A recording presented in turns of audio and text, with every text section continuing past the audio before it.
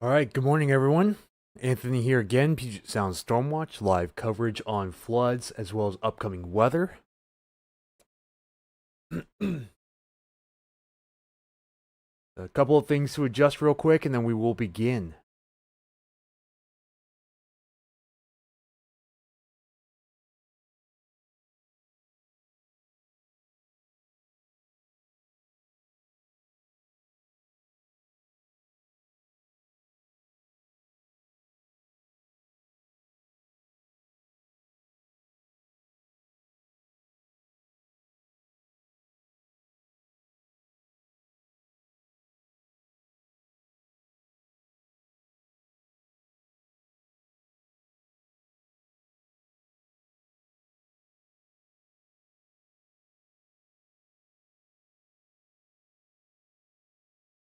All right, welcome in, everyone. Thank you for hopping in. Again, Anthony, Puget Sound Stormwatch here. I got a few updates for you guys this morning. So, I just recently received news that the National Weather Service has put out flood warnings downstream of the White River as well as the Mayfield dams. The White River downstream of the Mud Mountain Dam, as well as the Cowlitz River below the Mayfield Dam, affecting Lewis, Pierce, and King counties along these rivers. These are both going to be until further notice, but I was just informed of this about 15 minutes ago or so. Also, just a heads up, Ording, Sumner, and Puyallup folks, all of your evacuations have been lifted. So I just confirmed on Ording's GIS site that they have lifted all of their evacuations as of now. And if anyone has any updates, feel free to chime in, or any corrections, also feel free to chime in. Not sure how long we're going to be live today, in case anyone asks. Also, Julie Bradford, good morning. George.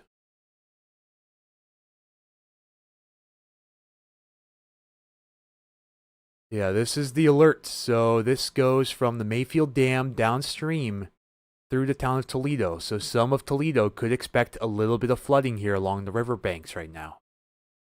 Hoping we find out some updates from the city or from the county possibly.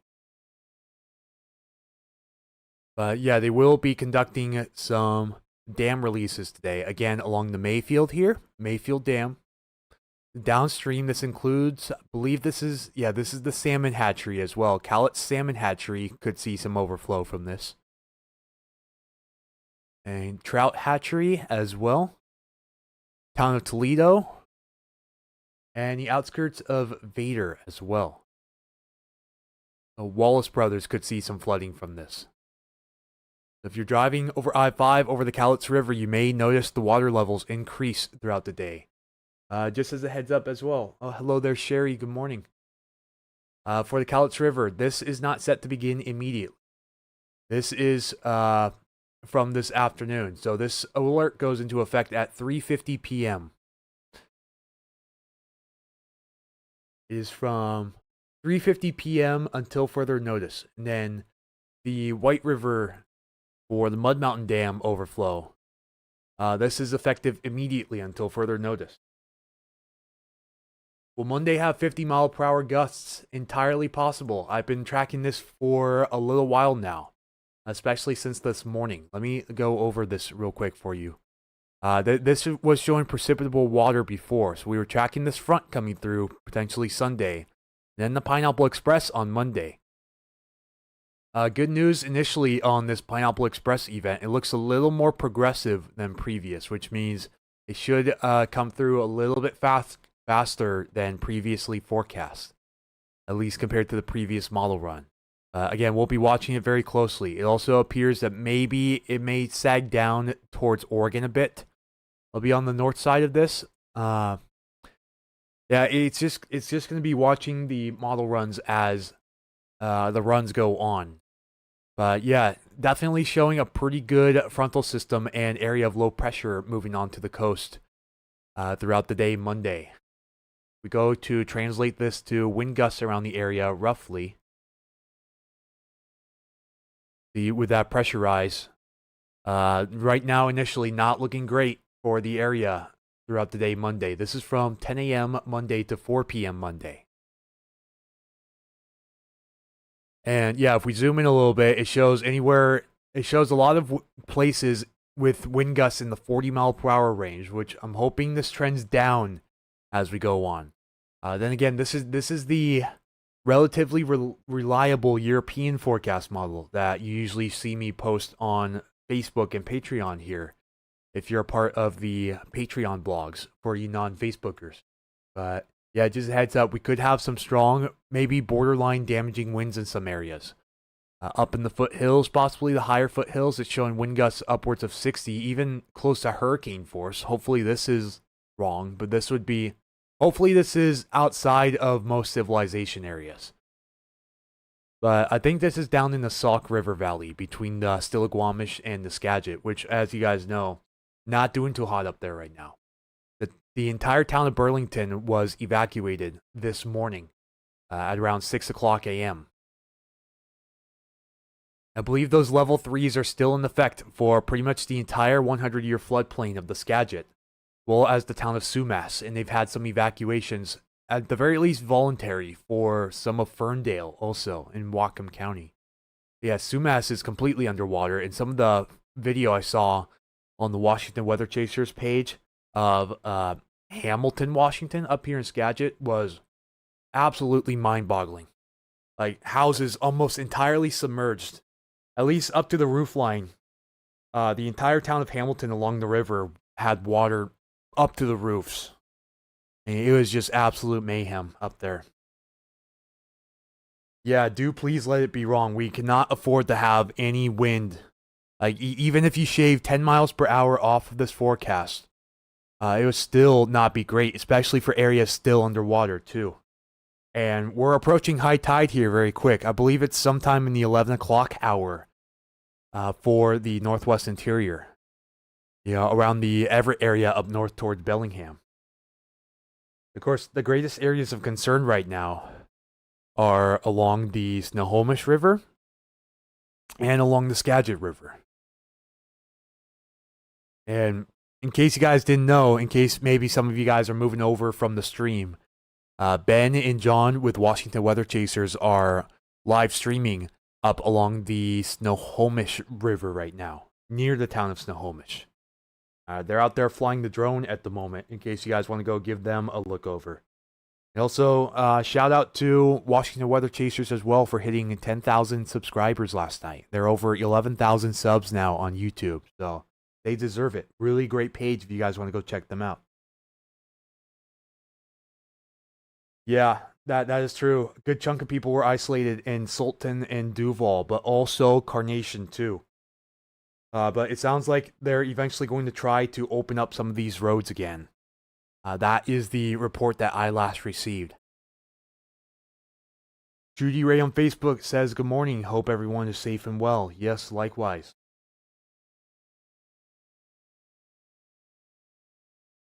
You guys can probably tell I'm still not all the way there, even though I gave myself a rest night last night. I did sleep a lot better, but still, I could have done a lot better, truthfully.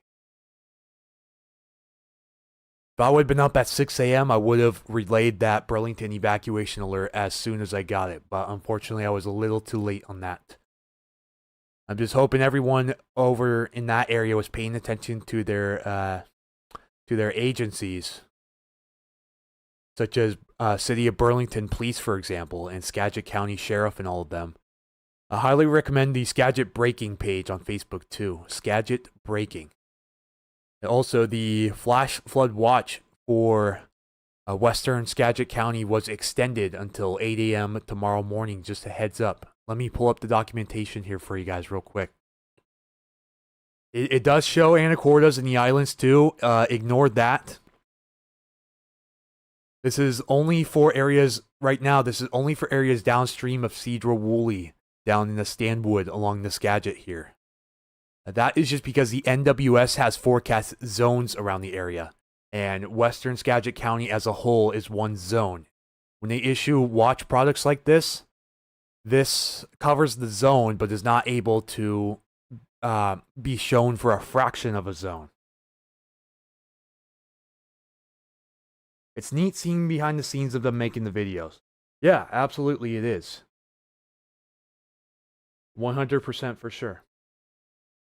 It is very, very fascinating.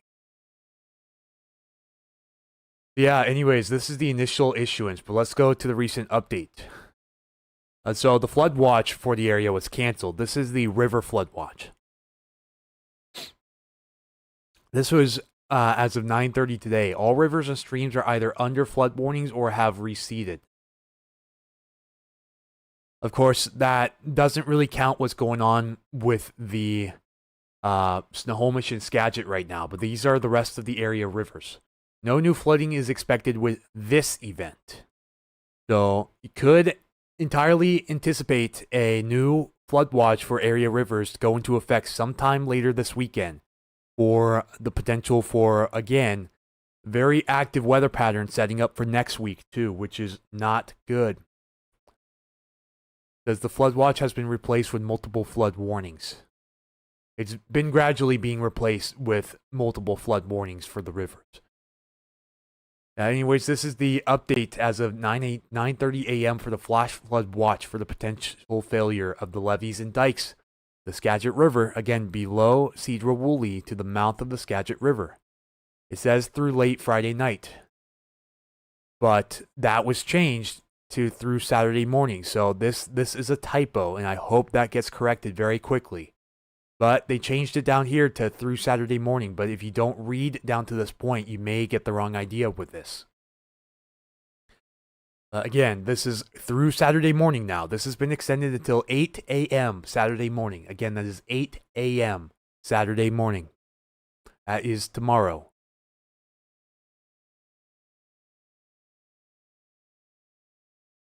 And it shows anacordas, but you can cut this off all the way to the Swinomish Channel in reality. The Swinomish Channel right here. Everything west of that is fine.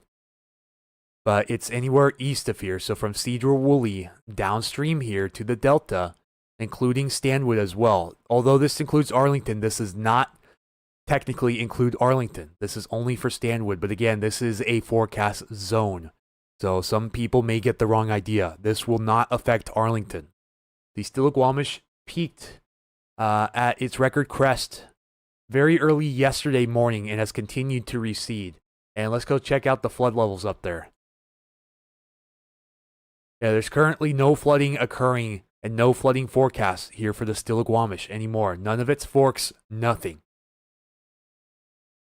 Hope they calm down the winds for next week. You may have just missed that, Mark Skelton, but I was going over the wind gust forecast for Monday here. And it just continues to hold steady. They actually upped it pretty substantially here for the Tacoma area between the 6Z and the 12Z here. He was showing 37 before for Tacoma, now up to 42. And 47 for SeaTac, 48 for Everett, 49 for Mount Vernon.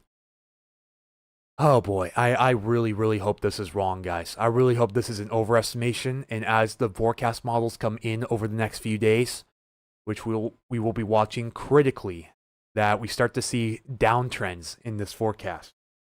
Because, again, cannot afford to have damaging winds on top of severely compromised flood areas. You know, it's just, it's asking for a greater disaster to happen, you know? And it does show some of these winds for you up in Nanaimo as well, Mark. But just heads up, it's not exactly picking up on the wind shadow that Vancouver Island usually gets from this event.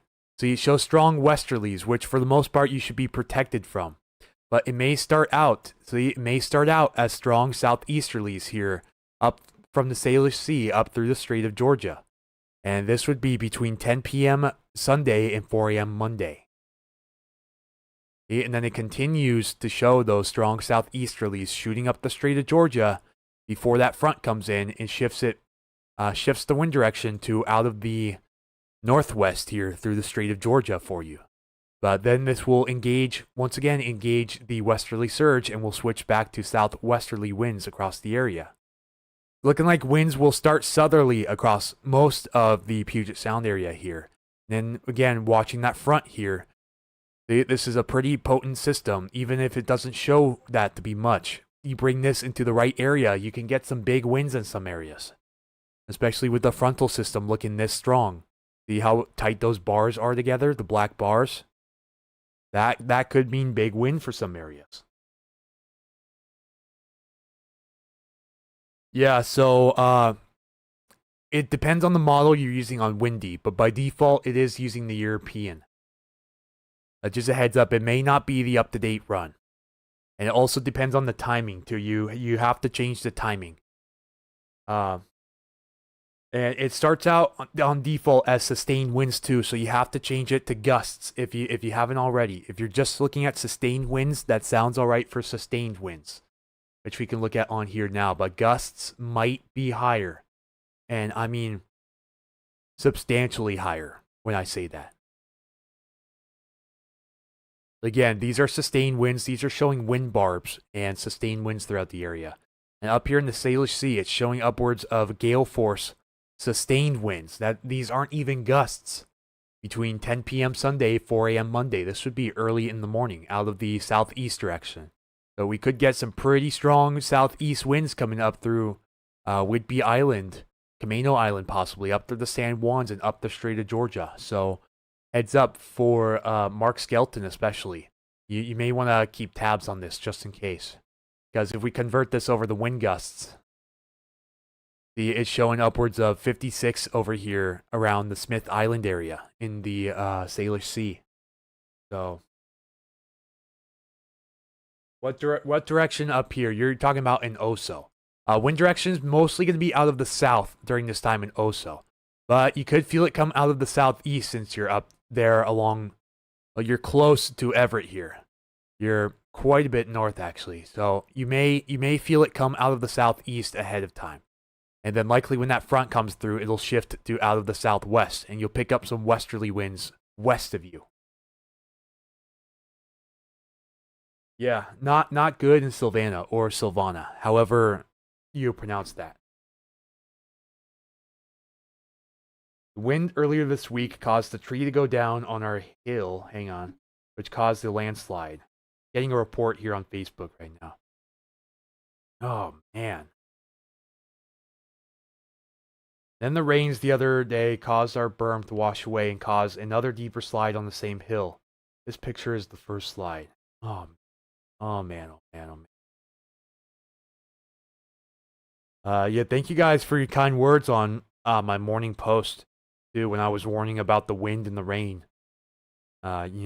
Appreciate you guys commenting on the coverage.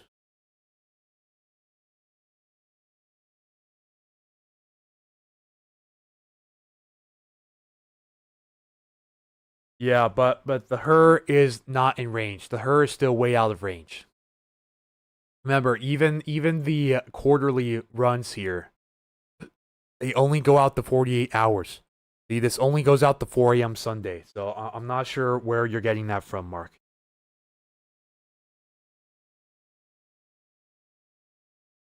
Yeah, but this is kind of an early heads up to you guys.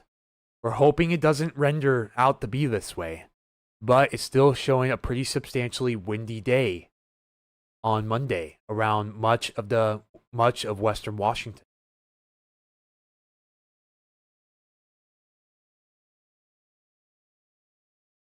This is when the front comes through. It'll be a bit breezy when that front comes through on Sunday. We're not expecting major impacts. Things really sharply pick up around the area Monday morning around sunrise, maybe even a little before. And then the peak time should be between 10 a.m. and 4 p.m. on Monday. Again, due to resolution problems with the European, it's not the highest resolution model, so it may show some of these bigger winds bleeding out in the areas west. That will likely not happen. So just a heads up. We won't be in range of this event on high-res models until at the very least like way after dark tonight, but I'm counting on more around sunrise tomorrow morning when I check the models once I wake up tomorrow. Then yeah, I will. You write really well, not too formal or informal. Thank you, Lisa, for that. Yeah, just something to keep a heads up on. high-res models may go a little overkill on this too at first. The NAM especially. The HER sometimes as well. But, as we've seen with the last couple wind events, they either outperform or bust when it comes to models. And bust, when I say bust, I mean extremely underperform. Yeah, thank you, Judy, for the kind words. Thankful for your posts, reels, and live coverage. This helps so much. Yeah, also make sure you guys on Facebook, make sure you're watching my stories as well. When you see that blue circle around my logo there on the page, that means I posted a story. I post a lot of important information on the story that I don't normally post on the main page. So I'll post the main breaking updates and the live stream notifications and all of that on the main page. But a lot of updates from other pages as well I share to that story, such as the evacuation notices from a lot of the local municipalities. So just make sure you guys are watching that, please.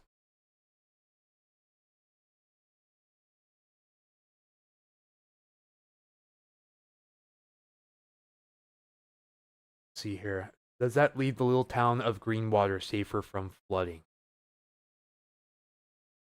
I would anticipate that, yes. For sure. Of course, Greenwater's well upstream of the Mud Mountain Dam. They're going to start releasing levels at the Mud Mountain Dam in case you're tuning in and just missed it.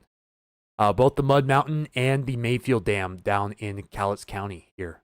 These are going to be in effect until further notice, so just as a heads up. It's going to be very important to watch these gauges. But there is currently minor flooding now occurring. Most recent update, this is updated hourly, but we're now seeing minor flooding from the outflow of the Mud Mountain Dam. So this could affect a few areas downstream. I heard of impacts along Boise Creek here in Enumclaw. You could see some flooding impacts here in Enumclaw city limits. If what they're saying is true.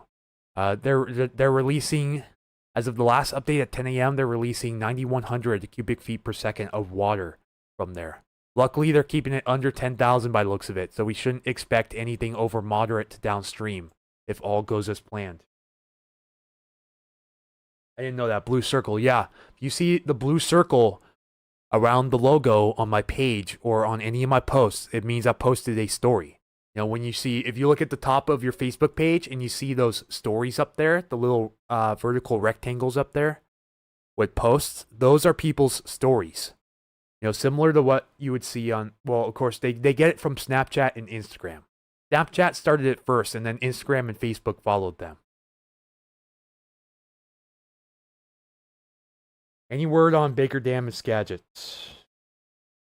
No word on Baker Dam and Skagit as of now. I haven't gotten any updates. At first, it sounded like there was some stress on it.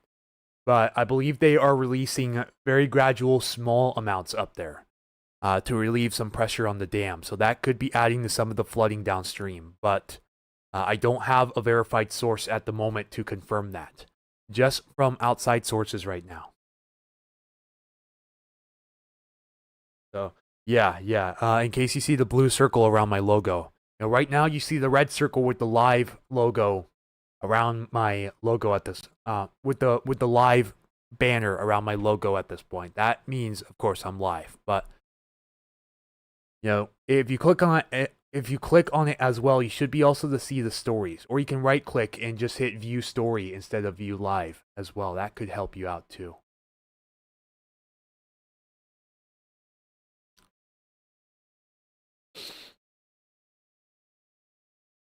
Yeah, in case you guys have been watching Michael Snyder's briefings, he's been talking about the potential for that Pineapple Express to come in Monday. That does still hold true. Let's see, Green River still minor flooding as well, with moderate flooding continuing to be forecasted. It could hit, at this stage, it's going down quite a bit, so I'm not sure if this is going to verify. But I've heard they've been doing releases at the Howard Hanson upstream of the Green River as well. So that could surge it back up here, but I feel like maybe they could bring it down quite a bit in the minor flood stage with the current trend. Because it seems like the Green River has been going down faster than the projections right now, which could spare you guys in Auburn and downstream of any moderate flooding throughout the next week or so. Let's see, this forecast goes all the way out into December 22nd. and it shows you still at flood stage. See, it doesn't go down fast at all. This whole orange contour here, this is minor flood stage. Elizabeth, the only reason I say Pineapple Express, and I say this loosely, is because the moisture is going to be coming directly from Hawaii. Otherwise, I would say atmospheric river.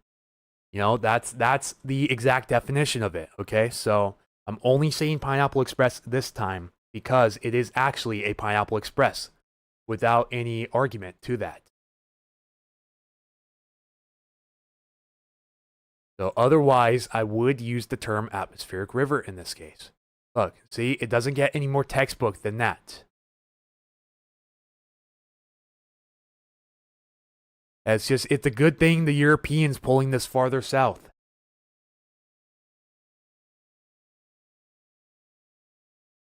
See, it's looking like maybe Southern Oregon, Northern California could get the brunt of this thing. Then again, we're watching for additional impacts possible as we go through the end of the week also. Yeah. This is a Pineapple Express. See, it comes directly over Hawaii. So yes, even though this isn't the scientific term for it, the scientific term is atmospheric river. This justifies the use of Pineapple Express. Hey Sonia, welcome in. Glad to see you.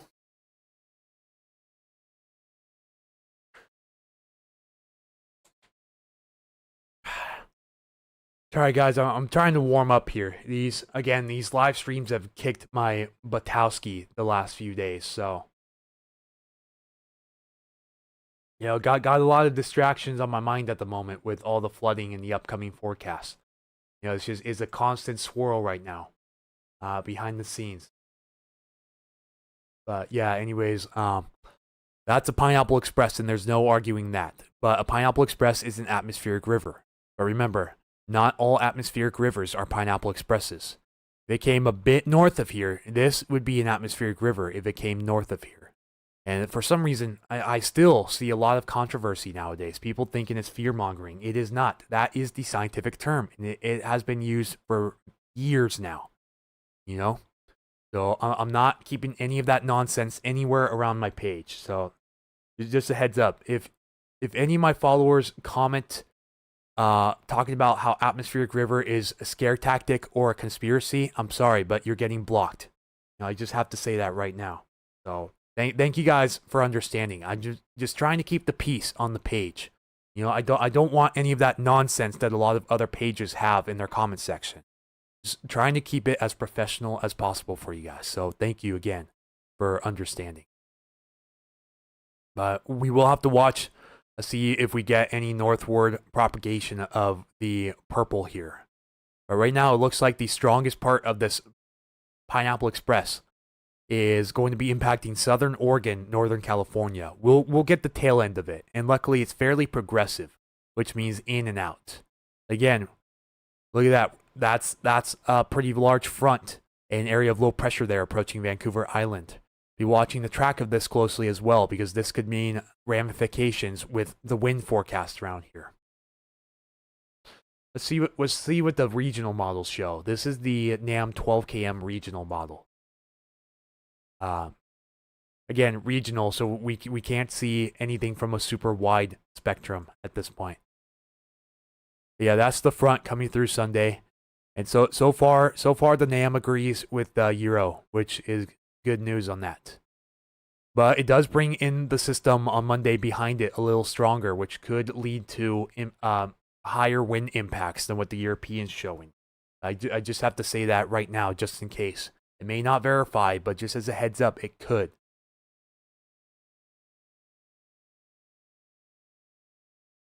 What is the strength of the Pineapple Express? Like I said, gonna be a stronger, more potent Pineapple Express south of the area, but we'll still get the tail end of this. Which means it'll bring quite a bit of rain, a few inches for some areas, and higher amounts for the mountains. And we'll go over the precipitation as well. I'm going to show you 24-hour forecast amounts based on the NAM regional model. This only goes out to 4 p.m. Monday right now. So from 4 p.m. Sunday to 4 p.m. Monday, this is what it has for around the area. See, bullseye would be the Olympics and the Vancouver Island coast here. But still, along the coast, again, this is lower resolution. We don't have access to super high-res models in the short term yet. But it is still showing over an inch for the coast. Not showing too much. Again, 24-hour rainfall amounts. It's showing a little over a quarter inch from Seattle southward, but see, showing a very potent rain shadow. Because this is going to be coming out of the normal southwest direction instead of due west. So we won't really have that rain shadow to spare us over the central sound this time.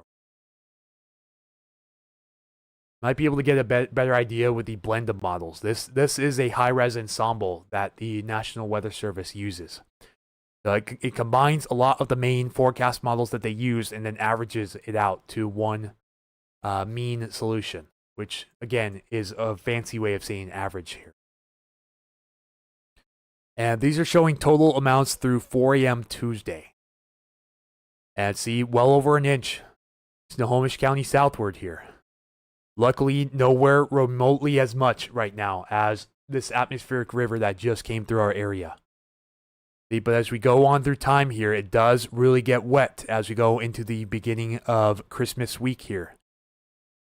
Mountains, again, expecting over a foot of precip, but we're hoping most of this falls as snow. And we may have a brief period where the precipitation falls as snow behind this next Pineapple Express when it comes through, when hopefully we bring in cooler air with that. They have a new interactive road closure map on the Skagit County site, FYI. Okay, yeah, so if anyone wants to look at that, we'll go look it up real quick.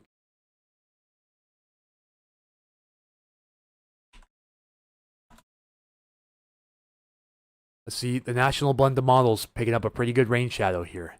Actually, it's picking up a little more favorable rain shadowing here over Seattle too, but still, over the next 10-day period, predicting around 4 inches for Seattle. But the largest rain shadow is definitely going to be over its normal area. Northeast Olympic Peninsula, Whidbey Island area, just Island County in general, and the San Juans. Okay, perfect. Andy Schley has it readily available. Good. I was going to search for it, but I got distracted by that. So thank you, Andy, for posting that for me. Okay, so it does use ArcGIS imagery, which is good.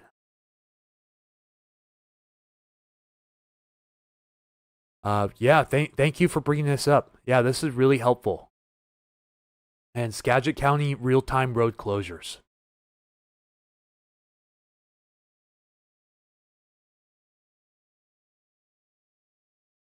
I'll post this in the YouTube comment section as well for you guys.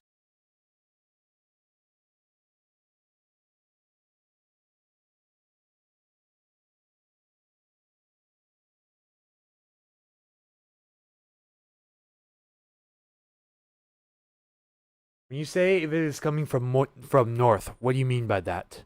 Because the system's going to be coming from the southwest. If you're talking about the direction the system's coming from, it's going to be coming from out of the southwest, moving towards the northeast.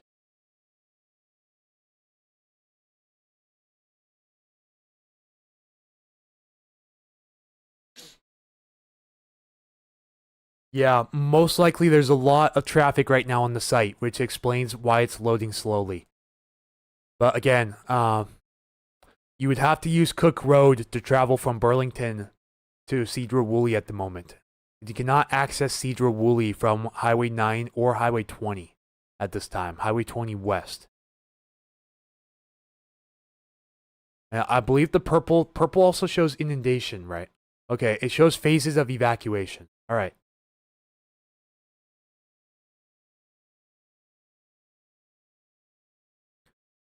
I feel like there may be some overlapping coverage here.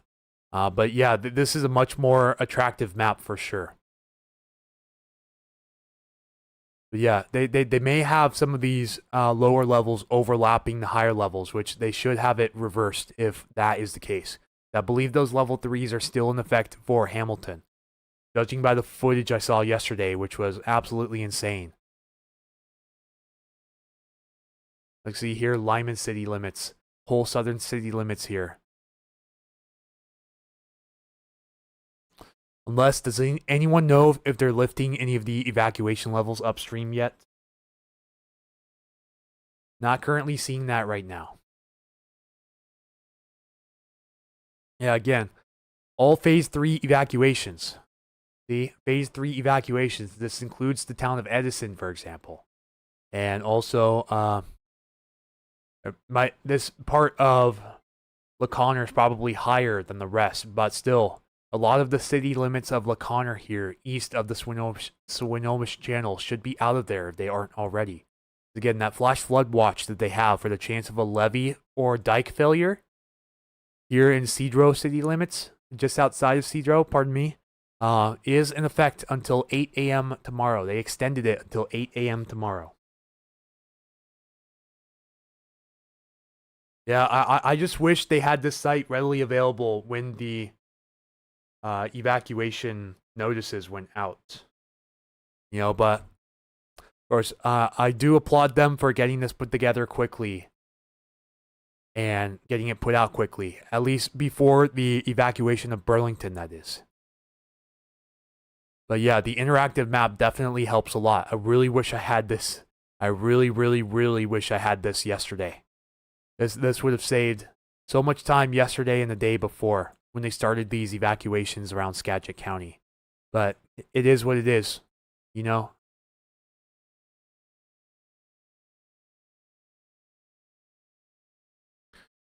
Yeah, again, Andy Schley on Facebook posted that in the comments, and I posted it again over to YouTube for you guys.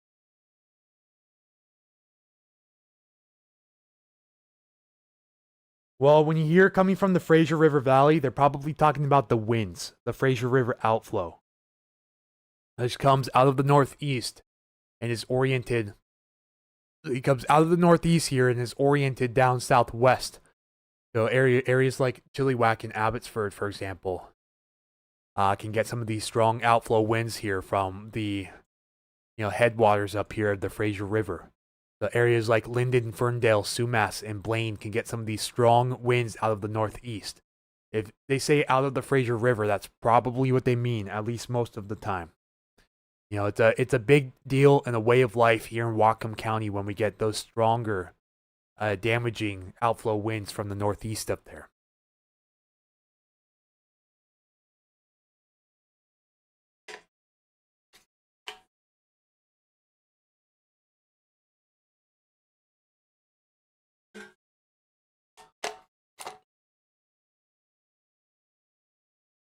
One thing I noticed on this map too is it looks like they're starting to reopen Highway 20 here in Marble Mount, which is good news. But 530 is still closed.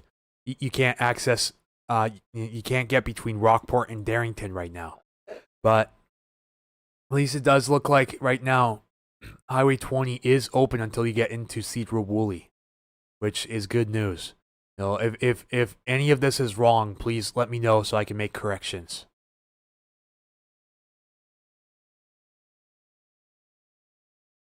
Yeah, anyways, at least we don't need to use this map anymore.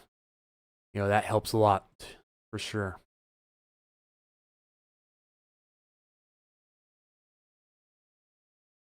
Yeah, again, starting to see minor flooding here. And so they just updated this. There's no flooding at the moment for the Cowlitz River downstream of Mayfield, but they are forecasting that minor flooding when they start releasing water from the dam this afternoon until further notice. Again, flood warnings in effect for the Cowlitz downstream from Mayfield Dam and the White downstream from Mud Mountain Dam until further notice.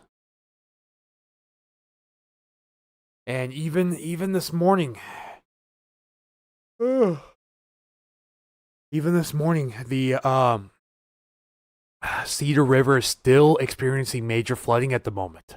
But they are forecasting a downward trend. See those red squares? That means they're forecasting moderate.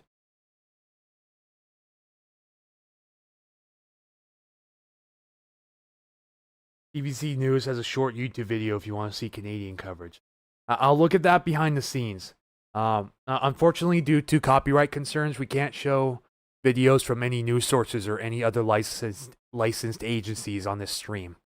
You know, just again for copyright and fair use concerns. So, yeah, we won't be showing that on the stream just for that reason. See, major flooding still occurring here on the Snohomish from Monroe downstream into see the Everett Channel up here as well. But we have crested. At least for Monroe, we have crested and continue to decrease. But we're holding that crest pretty steady right now here in Monroe, but it's Snohomish, and is expected to decrease as we go into Friday night. But we broke all-time record highs for the Snohomish near Snohomish, as well as the Skagit near Mount Vernon.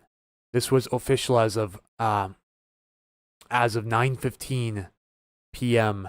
yesterday. And luckily, it didn't get anywhere near over 40 feet like it was showing. It actually just barely got over the previous record. So again, a really, really sparing forecast for Mount Vernon, but still not great for those areas. You know, there's a slough up here that runs through Burlington. I believe it's this slough right here. It's hard to see, but there's a slough that runs through this area here, Sterling neighborhood. Okay, never mind. It's the Gauges Slough. It's this one here. That one overflowed rapidly this morning. Somewhat kind of like a flash flood, but not as destructive initially as a flash flood. You know, it's a torrent of water that comes running through all at once. Just got the update here on Facebook. It looks like we just passed 34K. Thank you guys for following. But anyways, yeah. So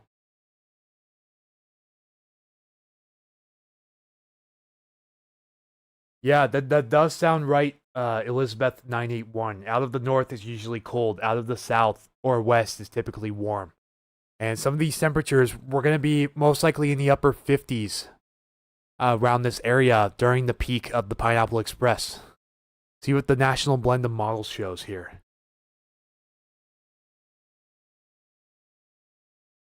Yeah, Monday, we're going to be in the mid 50s around the area. Some areas even the upper 50s.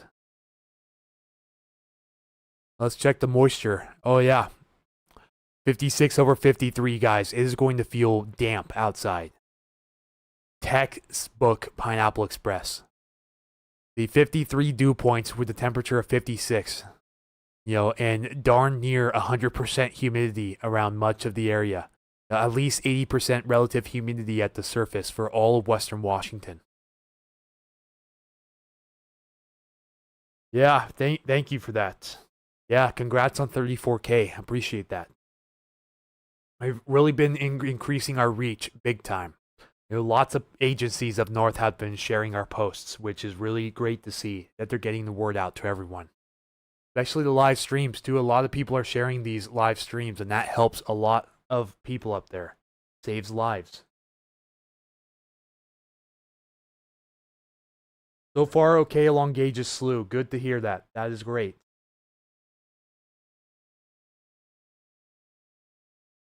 Yeah, very warm for December in the Pacific Northwest, 100%. All right, we have Dagmar DeVere in the chat. She's been delivering a lot of my updates for the Auburn area.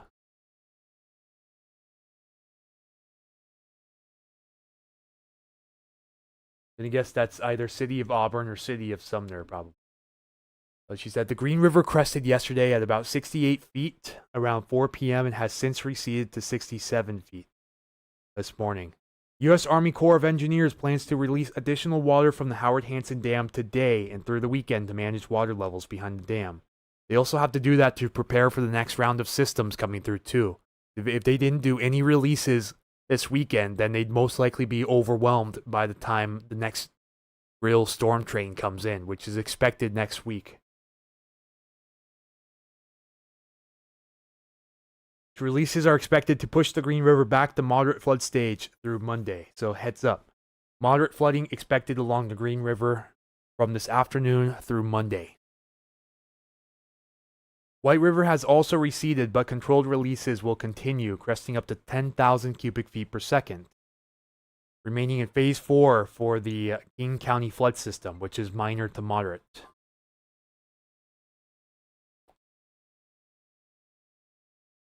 Says localized flooding is still possible near the south bank of the White River near A Street.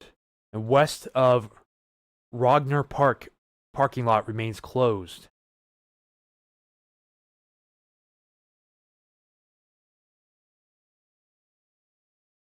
Again, parts of Auburn Way and 277th up in North Auburn, South Kent are still closed at this time.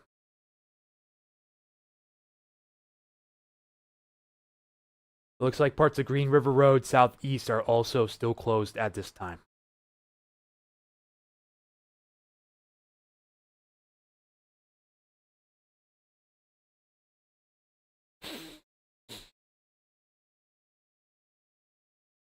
So the national blend of models isn't going to show the wind gusts as strong because again, this is an ensemble member, or not a member, but an ensemble mean. You know, it's still, even with the ensembles, is showing 40 plus mile per hour wind gusts up here in the Bellingham area. Let's check the intervals of these. These are in 6-hour intervals, so this would be between 4 and 10 a.m. on Monday. See, not too strong down here, but I feel like this is severely underestimating it for the greater Puget Sound area.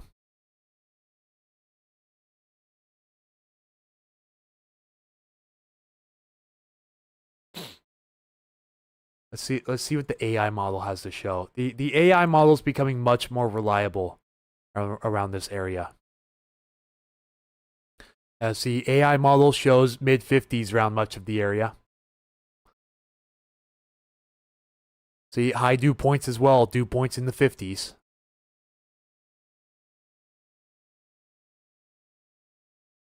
And humidity above 80%, again, for pretty much all, if not all, of Western Washington. So it is going to be muggy on Monday with that Pineapple Express bearing down on us. Division Street Bridge reopened in Mount Vernon. That is great news. Thank you, Lisa, for letting me know. The Weather Channel's live in Mount Vernon right now. Unfortunately, we can't view wind gusts here on the European yet. They don't have that option, but we can see generalized sustained winds at this time. See, it also shows the sustained winds picking up quite well here on Wednesday morning as well. Tuesday night, Wednesday morning. Strong southwesterlies possible here in the Puget Sound area. Outside of that, nothing too much to be concerned about for wind, at least on the AI model here. Again, in case you missed it, the European, which usually does the best job of this, is forecasting some pretty strong gusts around this area throughout the day Monday. See that 40 plus for much of the Puget Sound and overall a lot of Western Washington in general. Only going to be some wind shadowed areas here and there, including the Chehalis Valley, which is usually for southwesterly winds, usually is wind shadowed from the Willapa Hills. But even the Olympia area here is getting in on the 40 plus. The Enumclaw area, 40 plus possible.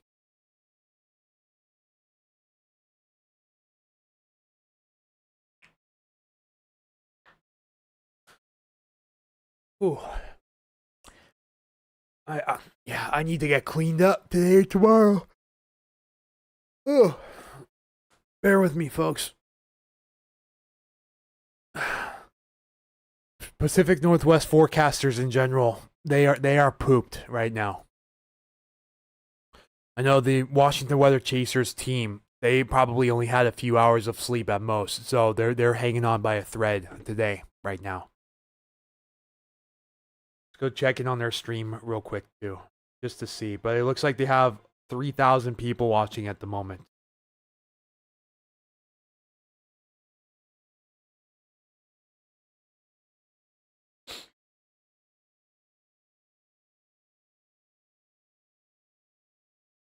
I just got 3 ads before their stream. That's insane. But all of the ad revenue, well, most of the ad revenue goes to the Washington Weather Chasers team, and it looks like they have arrived underneath the US-2 trestle along the EB Slough. It looks like they're going to go look at the Snohomish River dike around that area right now.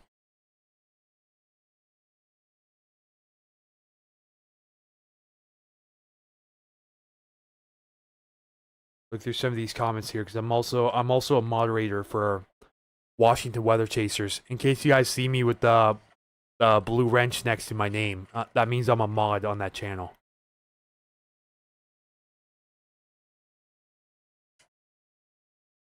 Yeah, just a truly treacherous situation for the Skagit and Snohomish River valleys. Yeah, it's not unheard of, obviously, but to happen with, to happen at this magnitude is not often, for sure. Yes, hydrate for sure, like Dagmar says. Definitely stay hydrated. That reminds me, I'm gonna have to go fill up my water here in a moment because I've gone through almost all of my water already.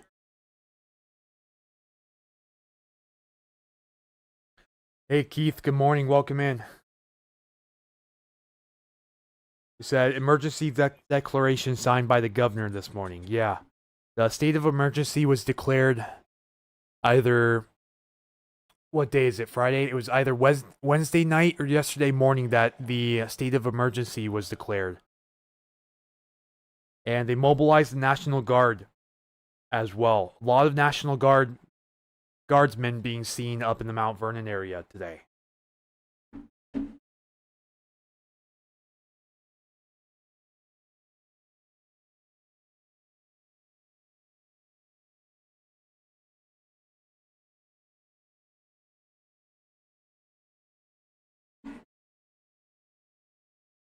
You know what the winds might be for Monday, Monroe, Sultan, Gold Bar.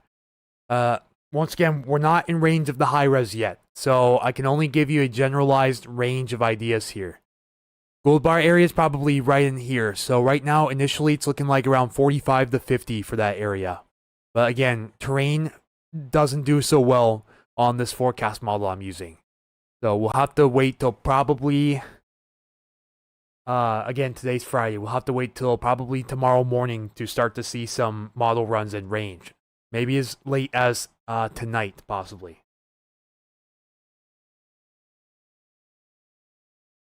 A guy I never watched before talking honestly about how emotional this all is.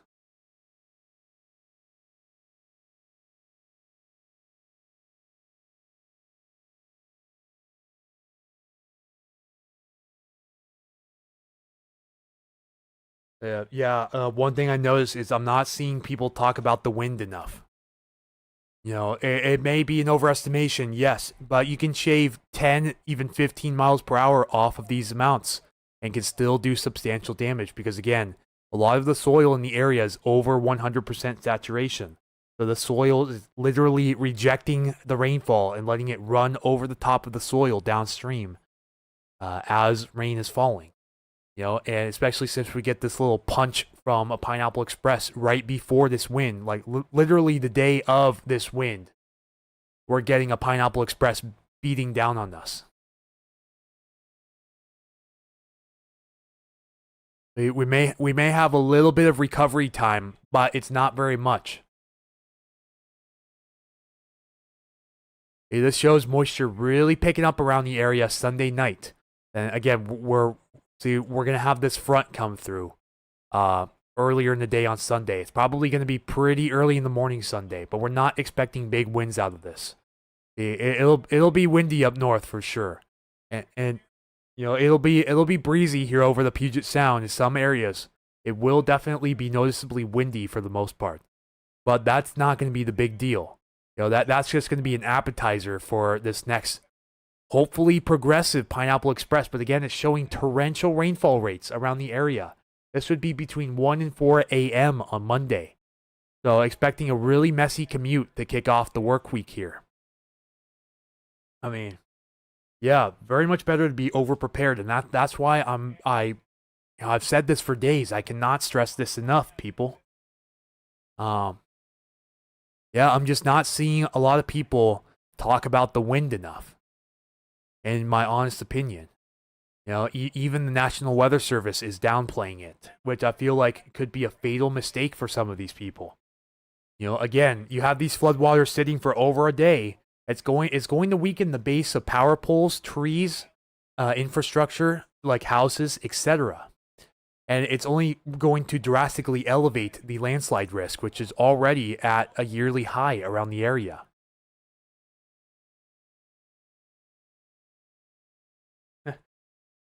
Yeah, last night I was impressed to see that Ben made both Sonia and Keith on here mods. That was really impressive. I feel bad for the one guy that kept asking to be a mod, and Ben never gave it to him though. But I don't think he was proven, at least not yet. But yeah, Keith and Sonia, well deserved. They're also mods over on Ben's channel too.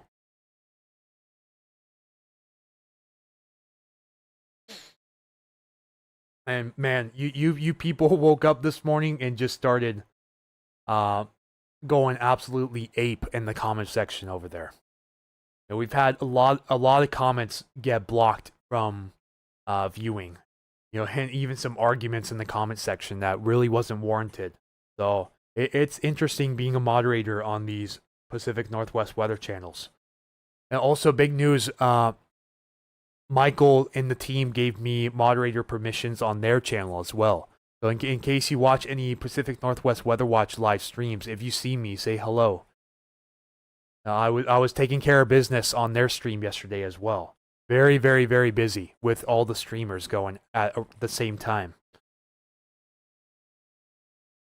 Unfortunately, I wasn't able to make it to Matthew's stream though. If you guys watch Western Washington Weather, wasn't able to make it there, but yeah. Doing double mod duty for both. Yeah, I'm watching Ben's stream too, and I'm scrolling through some of the comments, so definitely busy for sure. Your reputations precede you, my good mods. Yeah, shout out to the people that say, W mods, and let's give it up for the mods, There were some other people calling the mods soft and saying, why do you not want politics in the comments? They're trying to rage bait us, and it's not going to work. I don't have any tolerance for that. And I actually ended up banning a guy for posting a bunch of rhetoric on Mike's stream yesterday.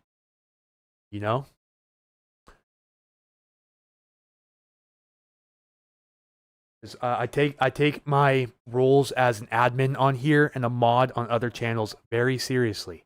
Maybe even a little too seriously, because I was going off about too many mods on here. I tried to delete and block, but my laptop did not allow me to move very quickly on YouTube. Oh, too many mods on there. Okay, yeah.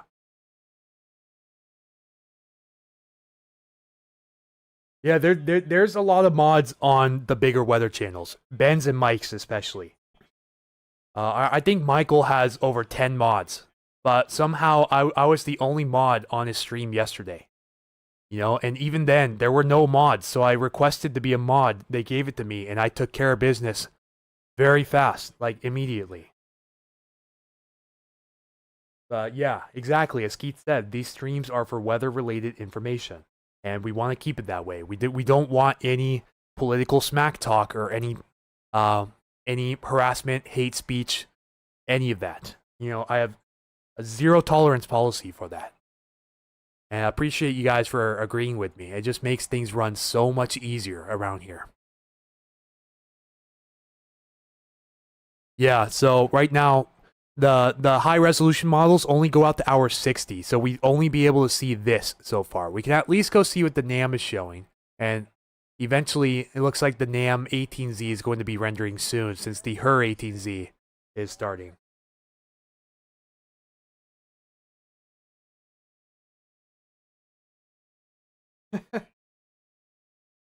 Oh man, yep.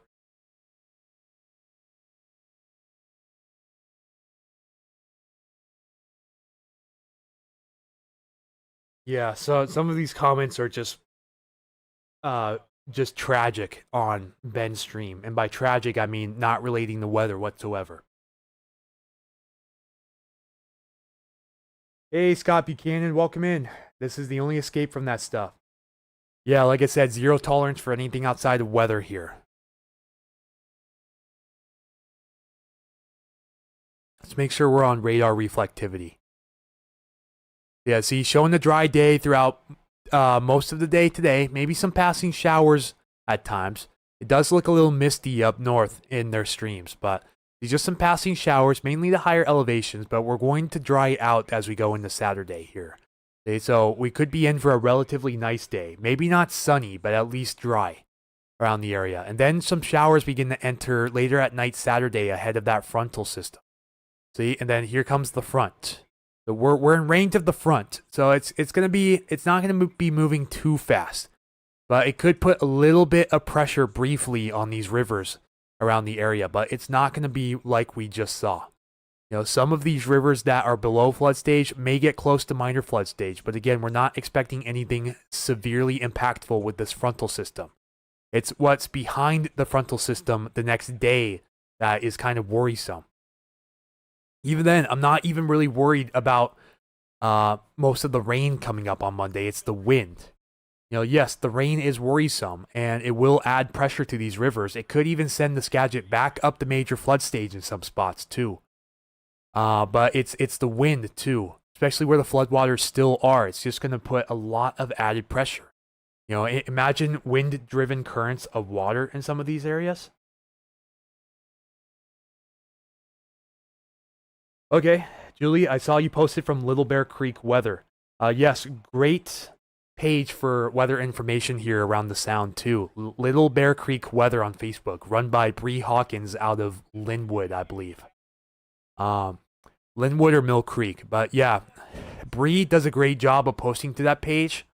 She's almost up to 10,000 followers, as a matter of fact. Yeah, again, Little Bear Creek Weather, great page. No evacuation for Enumclaw. No evacuation. But there will be some flooding around low parts of Enumclaw. Let me just say that. There will likely be some flooding. Especially downstream of Enumclaw. Like Auburn, Pacific, Sumner, there will be some flooding. Yeah, don't worry. Don't worry, Bonnie Wilson. I'm not being directly harassed by anyone. At least not that I've noticed. Behind my back, possibly, but not to my face.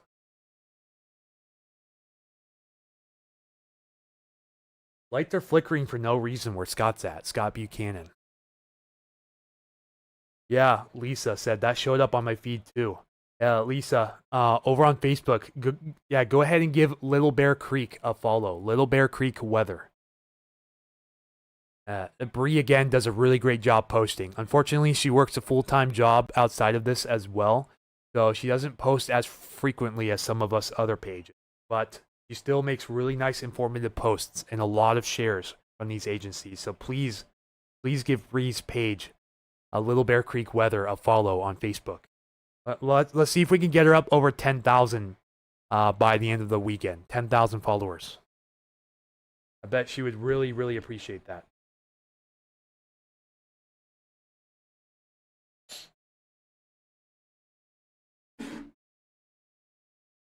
Yeah, they're still trying to clear that logjam under the US2 trestle. They haven't gotten much progress done by the looks of it, sadly.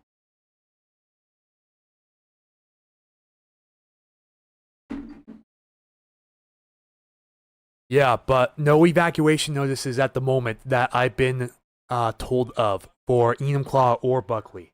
So just putting that out there. And they're not expecting any evacuations. You may see a little flooding, but it shouldn't prompt any evacuations for that area.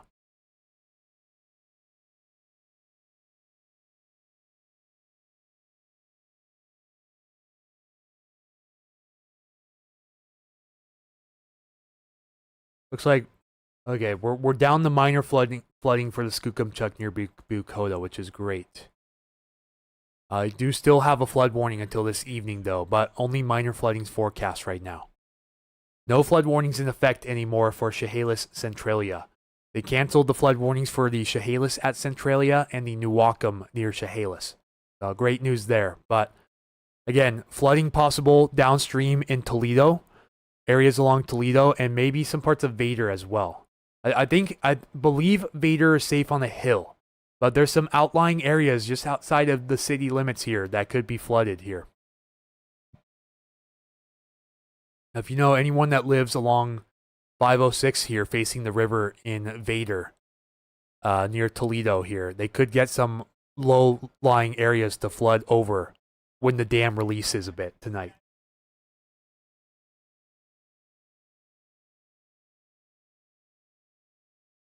Yeah, many more amateurs. There's a reputation that if you're an amateur, you don't portray good information like a degreed meteorologist. Of course, has been proven to not always be true. Because this is a fun fact for any of you guys that watch Ryan Hall Y'all here on YouTube. He is not a degreed meteorologist.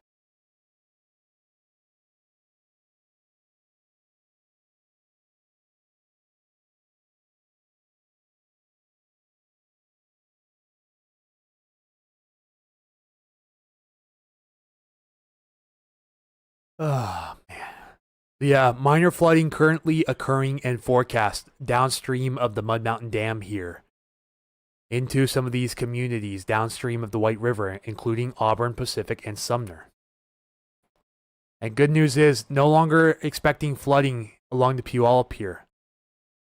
They have no flooding forecast for the Puyallup River at all. All of the flood warnings have been canceled, so we're on the back end of this event now for the Puyallup. Carbon as well. Carbon is forecasted to hit action stage again after the system on Wednesday by the looks of it, and possibly again by Friday. But no flooding is forecast during any of this right now. But again, be sure to stay tuned for updates on that.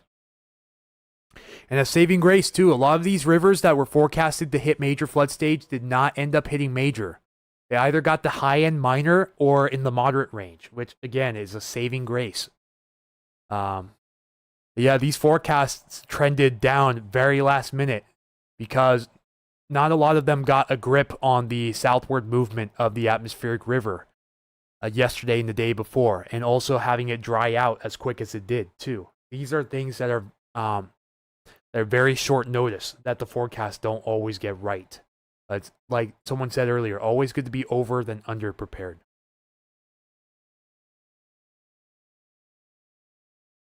See, the professionals making so many mistakes now, 100%. You know, professionals are humans too, just like amateurs.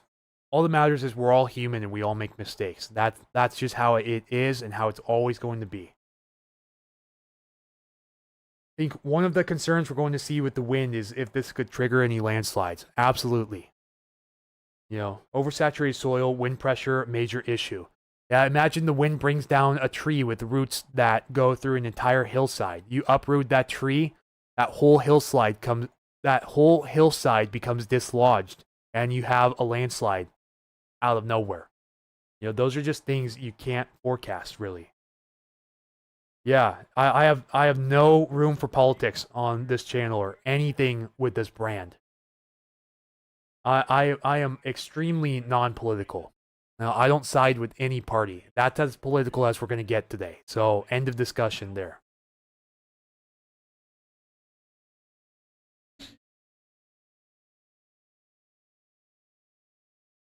Yeah, anyways, again, in case you missed it, flood warnings in effect until further notice for the White River and the Cowlitz River downstream of the upriver dams here.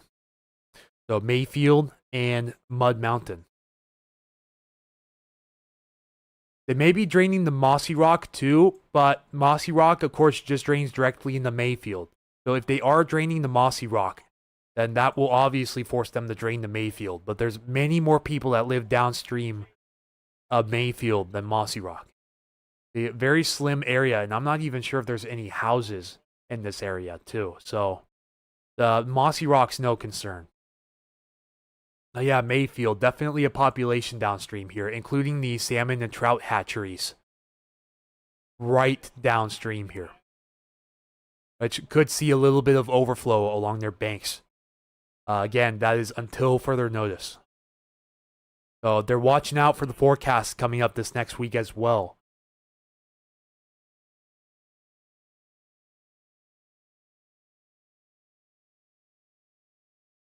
He said Jill Stein approves this channel. Political figure, I'm guessing. That's the most I'm going to allow when it comes to politics. You know, so I'll let that one slide, but that's it. Nothing else more. Just went over Buckley Bridge and the White River is raging right now. Yeah, again, flooding currently occurring downstream. They were picking up minor flooding here at the outflow as well as R Street, Auburn. So both of the White River gauges here are picking up some sort of flooding at the moment. Yes, it's currently minor at this time, but they are forecasting moderate still for White River at R Street. Let's see, kind of some erratic measurements here. It was going down, seems to be coming back up a little bit steadily this morning. But a lot of peaks and valleys here on the graphs. I don't know if it's going to jump this high in that short amount of time. This is about 4 hours or so.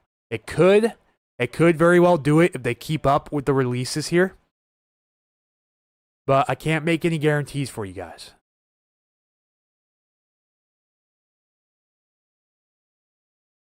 Again, like right on the cusp of things there.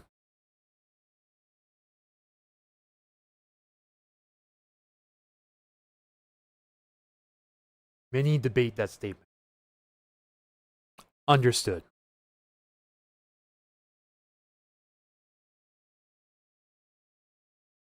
Ben's got 3,000 people watching the stream right now. Good for him. Ben actually has more people watching his streams now than Michael's, which is insane. And Michael has over 106,000 subscribers. They just downgraded. Yeah, they just downgraded the forecast down to minor flooding for Chehalis near Grand Mound. Good news. Again, still major flooding occurring at several of these rivers here. Cowlitz, no longer major flooding. Good news, but that flood warning does remain in effect. This is until late tonight at Randall. Still moderately flooding here in Randall. But the worst is behind us right now. As see. And it also shows, again, possibly hitting moderate flood stage. We will get a little pressure Tuesday. But it could hit moderate flood stage again here at Randall by Wednesday morning, after that Pineapple Express comes through.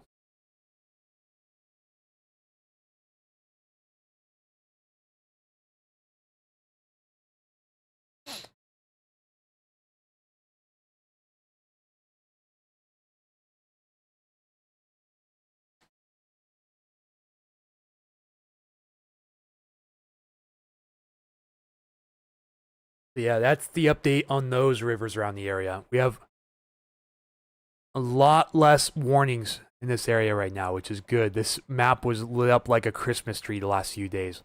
They canceled the flood watch around western Washington. They have an aerial flood warning for the Skagit River, that flash flood watch, and major flood warnings. Well, not major flood warnings, but downgraded to... Oh, hang on. Just right-clicked again on accident. Anyways, I believe they still have a major flood warning here for Skagit at Mount Vernon, but only a moderate flood warning now for Concrete downstream. Other than that, we're seeing many less flood warnings around the area. They even canceled the flood warning this morning for Skykomish near Gold Bar, which is a breath of fresh air for all of those people up there along the Skykomish. Still thinking maybe possible thunderstorms. Could very well be, but it's going to be very extremely conditional threat if we do have anything. You know, it's mainly going to be based on elevated instability. We're not going to have much surface-based instability with this. Let's see, still kind of hinting at the possibility of some scattered storms here and there. Like scattered across the state, but isolated in nature. Even here over the South Sound. But if we go over the past forecast runs, see, it's gone back and forth with the possibility. So no consistency whatsoever with this. Like I said, it's going to be literally just watching the radar all day, seeing if something pops up with this. On the back end of that, when the post-frontal boundary moves through, we could have some unstable air that could allow for a little bit of lift for those thunderstorms. There will be plenty of moisture. And there should be favorable amounts of shear in the atmosphere as well, which would definitely help the storm threat. But again, very conditional and isolated in nature. It's not a great signal for that. Nooksack near Ferndale, yes, that still has a flood warning. They still have an aerial flood warning for Sumas and parts of Everson as well. Aren't seeing much relief at the moment. Some, but not much from what I've heard. But yeah, moderate flooding is occurring. They downgraded it to a minor flood warning.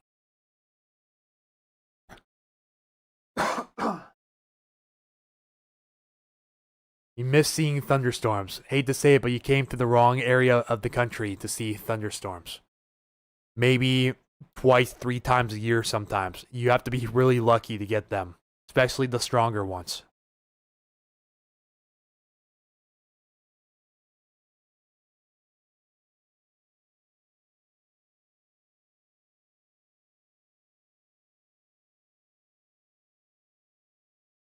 Yeah, I'm gonna tune out of Ben's stream for now, so we can focus on what we're working with here. But yeah, pretty nice pressure gradient behind that Pineapple Express when it moves through. That would definitely kick up the wind quite a bit. And see some more rain around the area Tuesday as well. Some of this could be heavy. And then we're watching what looks initially like a pretty impressive system Wednesday too. See, even Wednesday going kind of the same thing. Wind threat Tuesday night in the Wednesday here around the area. And ridiculous amounts right now on the east slopes when it comes to wind. We could have a damaging wind event on the east slopes of the Cascades here. Means they could close Blewett Pass again if this were to verify. Again, this is Tuesday night, Wednesday morning coming through. And then again, Thursday afternoon, Friday morning as well. So it doesn't let up next week. Only after this next week does it really start to give us a break. See, but then now we're in fantasy land here. Just a heads up, this is complete fantasy. But it's showing damaging winds on Christmas. Could you imagine that? That's not going to happen. At least not right now. There's no way. But yeah, anyways, it looks particularly active in the weather pattern the next week. Let me show you the rainfall prediction on the European through the next week as well. You see just how quickly we pile up here? So we're going all the way into 4 a.m. next Sunday here. Not this Sunday, but next Sunday. And again, some rain-shadowed areas possible. We're definitely going to see less than we did with this recent atmospheric river, but still several inches of rain on top of what we just got all around here. As you go into the mountains too, several inches, upwards of a foot in some areas. And I'm hoping most of this is in the form of snow. That would be a saving grace for a lot of this flooding around here. Let's see, it doesn't show any snow through Monday for the mountains, but does show a good snow signal behind that Pineapple Express, which could help some things a bit over the higher elevations. And then we don't really have that definitive changeover back to rain in the higher elevations through the next week, which could be good. So hopefully for snowpack, we just have to get through Monday, and then signs are looking up.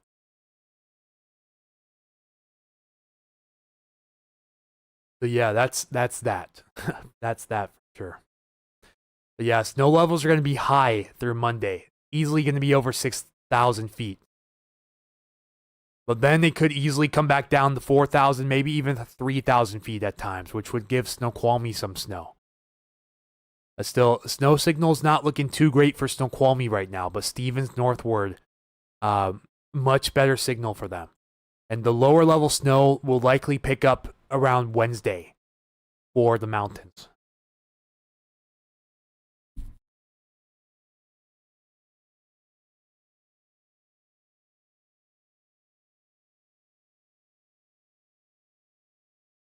Yeah, that's what's coming up in the near term and the next week.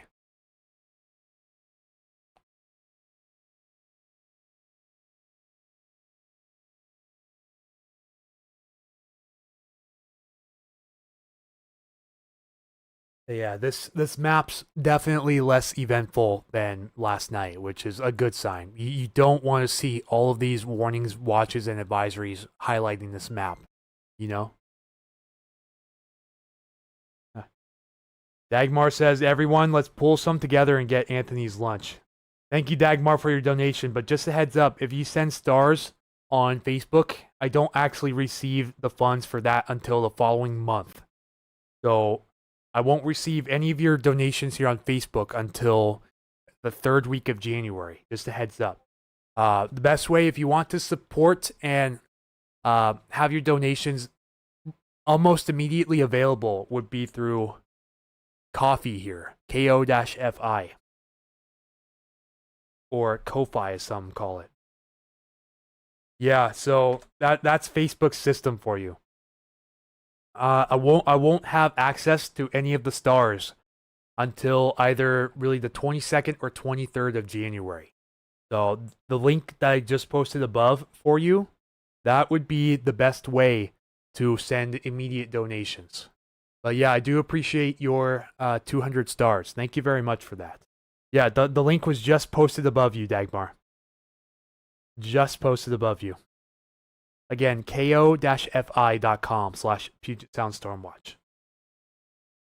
More perspectives we get on data, the better. It's almost like peer review. Yeah, but then there comes to a point where people start to disagree with others' views and their forecasts, and you start to butt heads. You know? There's definitely a fine line. Yes, you can get as much information out as possible, but if there's conflicting information, then it becomes a hazard. And a lot of people's forecasts, like my forecast, for example, if I forecast something different than Michael Snyder, then people are going to be like, all right, what's going on here? You know, something's wrong. Yeah. Exactly what you said. Words are power 3751. And again, current look at things. The atmospheric river affecting us right now, that was affecting us, has pushed well north of the area. We're just getting some isolated showers here and there right now. Even seeing some conditions clear out here in the southwest interior. We have some of these low clouds in the valleys still. The higher elevations here in the southwest interior, and this could be making its way up to Tacoma soon. Could see a little bit of sun today, possibly. Just have to burn off all of this low-level stratus first. But this afternoon, we could see some sun, you know, which would be a huge sigh of relief for Western Washington, you know, going through a historical flooding event right now. You may deny it, but this is history being changed, folks. Even Michael himself said it, too. This is history we're living through right now.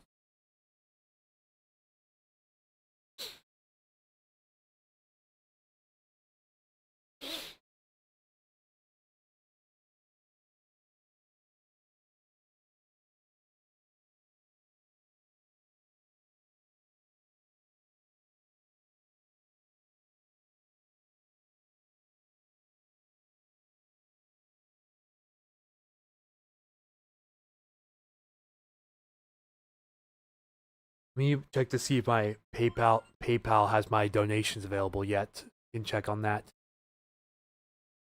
So thank you so much, Dagmar, for becoming a Facebook subscriber. Appreciate that. Right now, my subscription posts are paused at the moment for breaking weather coverage during these floods. But after this is all said and done, we'll resume to daily posts again on the subscriber page. This will also apply to the Patreon page as well for any of you guys who follow me on Patreon. Currently, again, just paused at the moment. But I'm expecting to make a post either today or tomorrow, hopefully. Looking more towards tonight for a long-range weather update there on the subscriber page. So thank you, Dagmar, for becoming a subscriber. I appreciate that. Again, if you want to help support Puget Sound Stormwatch in the long run, even during the quiet periods, please consider becoming either a patron on Patreon or a subscriber on Facebook. You know, I set the prices much cheaper than a lot of the people in the area. $1.99 a month on Patreon or 99 cents a month on Facebook. And trust me, I'll make it worthwhile for you, 100%. But here in the next 2 to 3 days or so, I'm hoping as soon as Sunday, I'll be able to apply for the YouTube partnership. We blew that qualification out of the water with these last few streams. So yeah, watch out for channel memberships and super chats here in the next couple of days or so.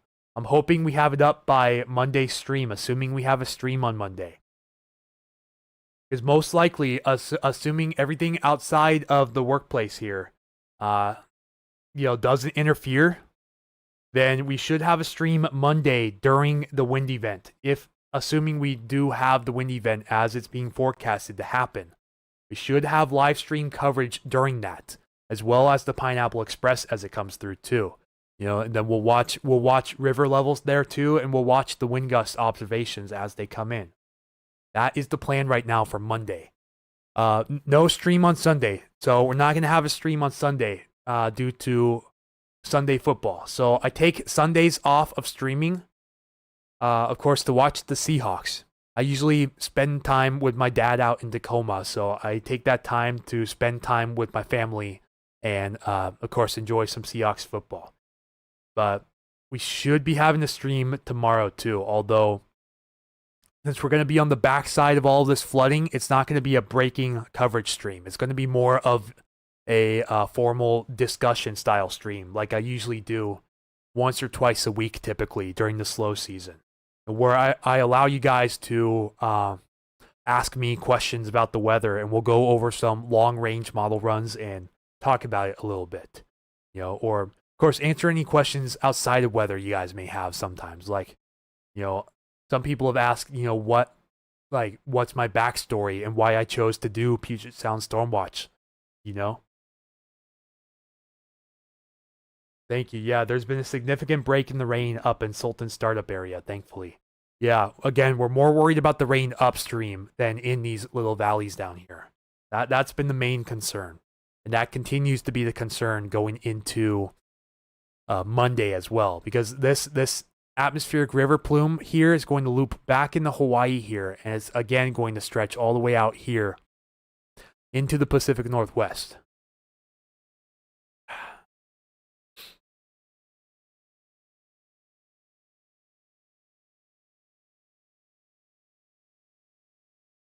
All right, guys, I need to go refill my water real quick. Keith, take it easy. I'll see you later. See you later if I'm still streaming. But yeah, I need to go fill up my water jug real quick. I'll be right back, you guys.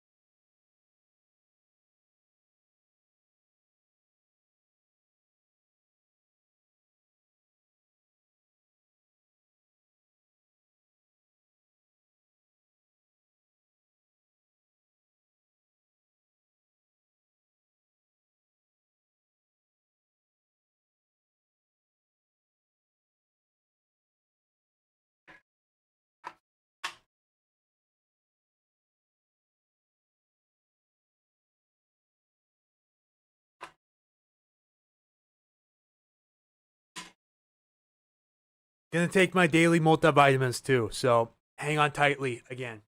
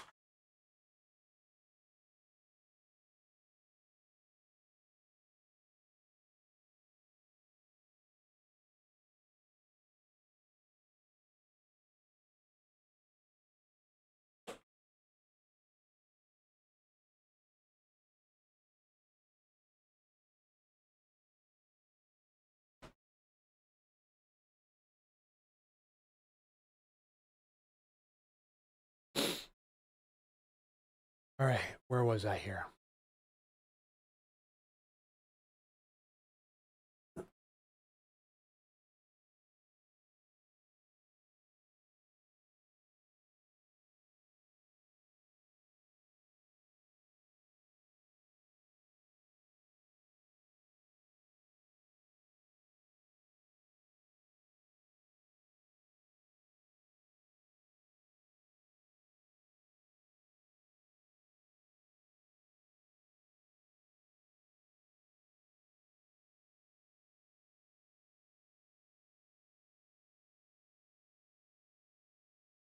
Darn it, I just had my glasses clean and I just touched it on accident.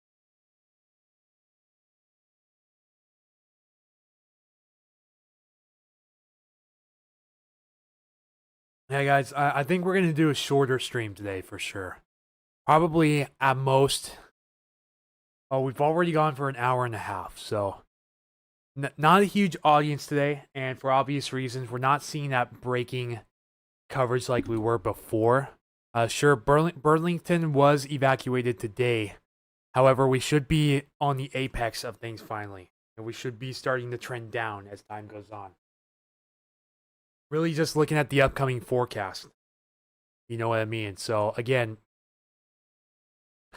make sure, okay. See if we can see through that front here on the HER model. We should be able to look out through the time that frontal system comes through on Sunday, which, yes, we can.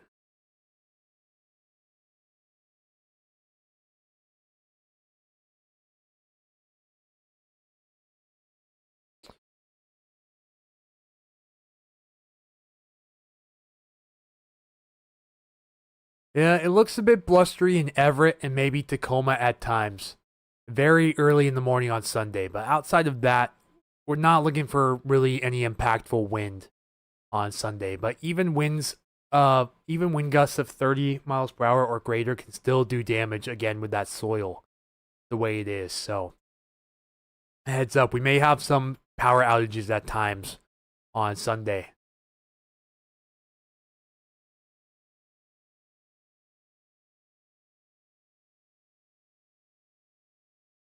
Interestingly enough, the HER lightning flash density shows the potential for for some lightning in some areas on Sunday too. But I have a feeling this is an overestimation.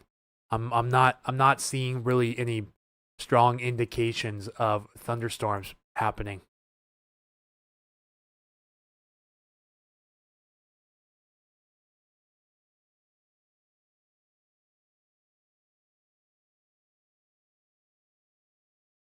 The low level Cape.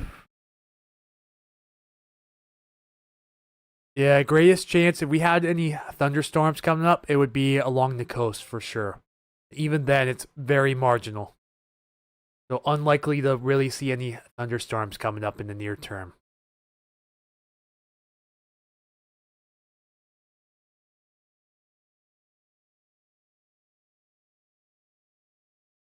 Yeah, we don't even really have any elevated instability. Not enough to be concerned about, that's for sure.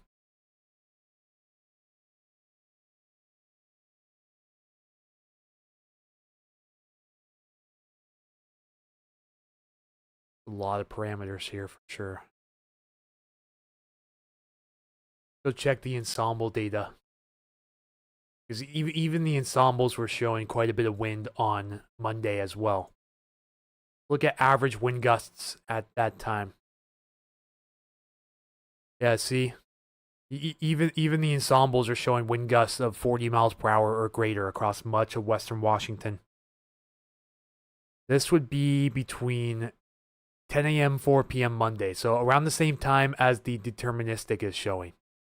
Okay, so again, this takes a control run as well as 50 different members of the ensemble with tweaked initial parameters to account for deviations in the forecast, and then it averages them down back into one slam dunk forecast like this.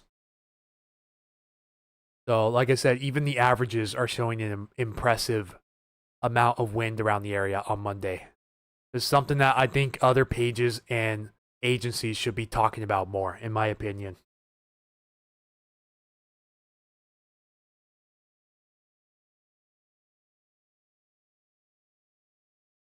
Yeah, so I just saw the official notice that an emergency declaration has officially been drafted.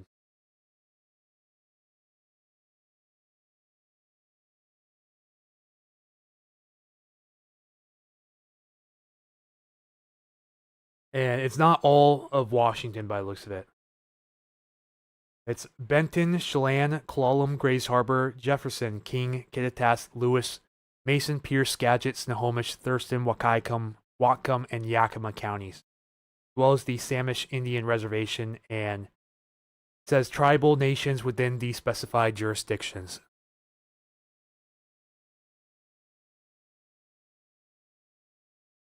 Hey there, Jesse Shimamoto. Welcome in.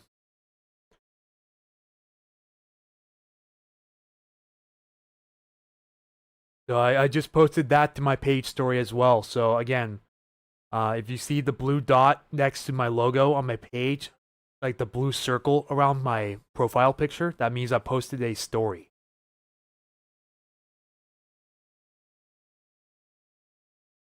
And I post a lot of stories, especially during active times like this.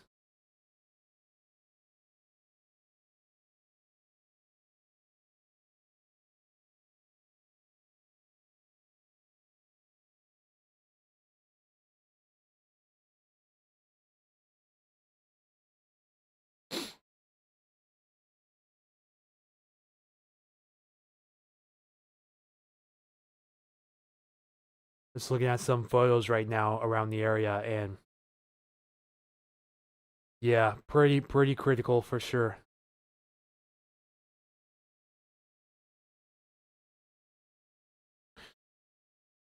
So, I believe this is city of Sumner. They're saying while flood evacuation notices in Pierce County have been lifted, access to the Bowman Hilton RV Park in Puyallup Sumner area is currently unsafe, and the road is closed going into again the Bowman Hilton RV Park.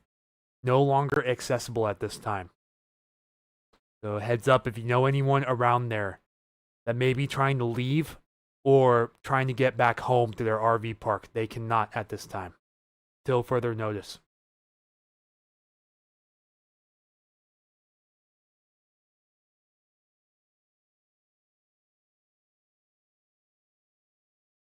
Yeah, just absolute devastation around Washington State.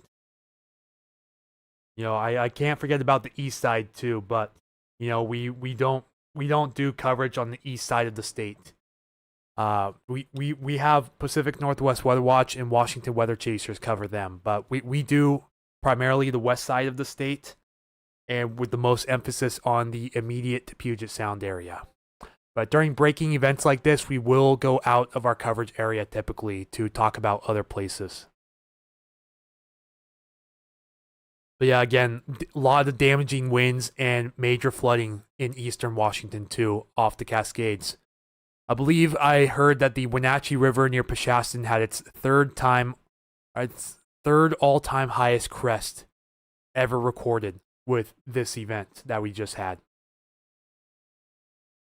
which is just astounding to hear.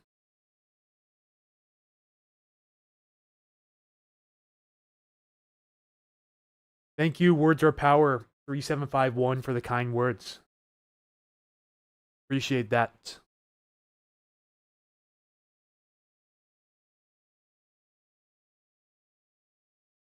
So yeah, model agreement continues to increase for a potentially blustery day on Monday around the area. Just thought anyone watching this right now, I could give you the initial heads up because I don't see other pages talking about this enough.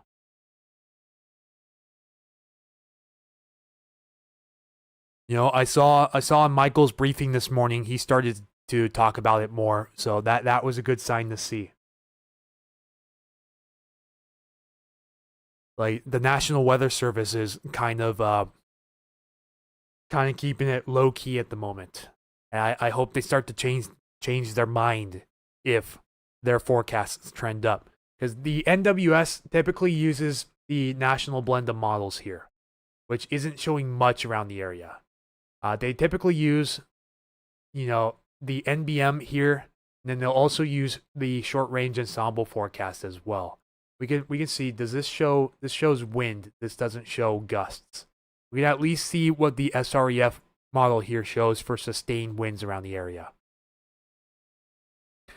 And see, it's showing upwards of 20 miles per hour, maybe 25 here over the waters, and upwards of 30 mile per hour sustained winds out of the southwest off the coast.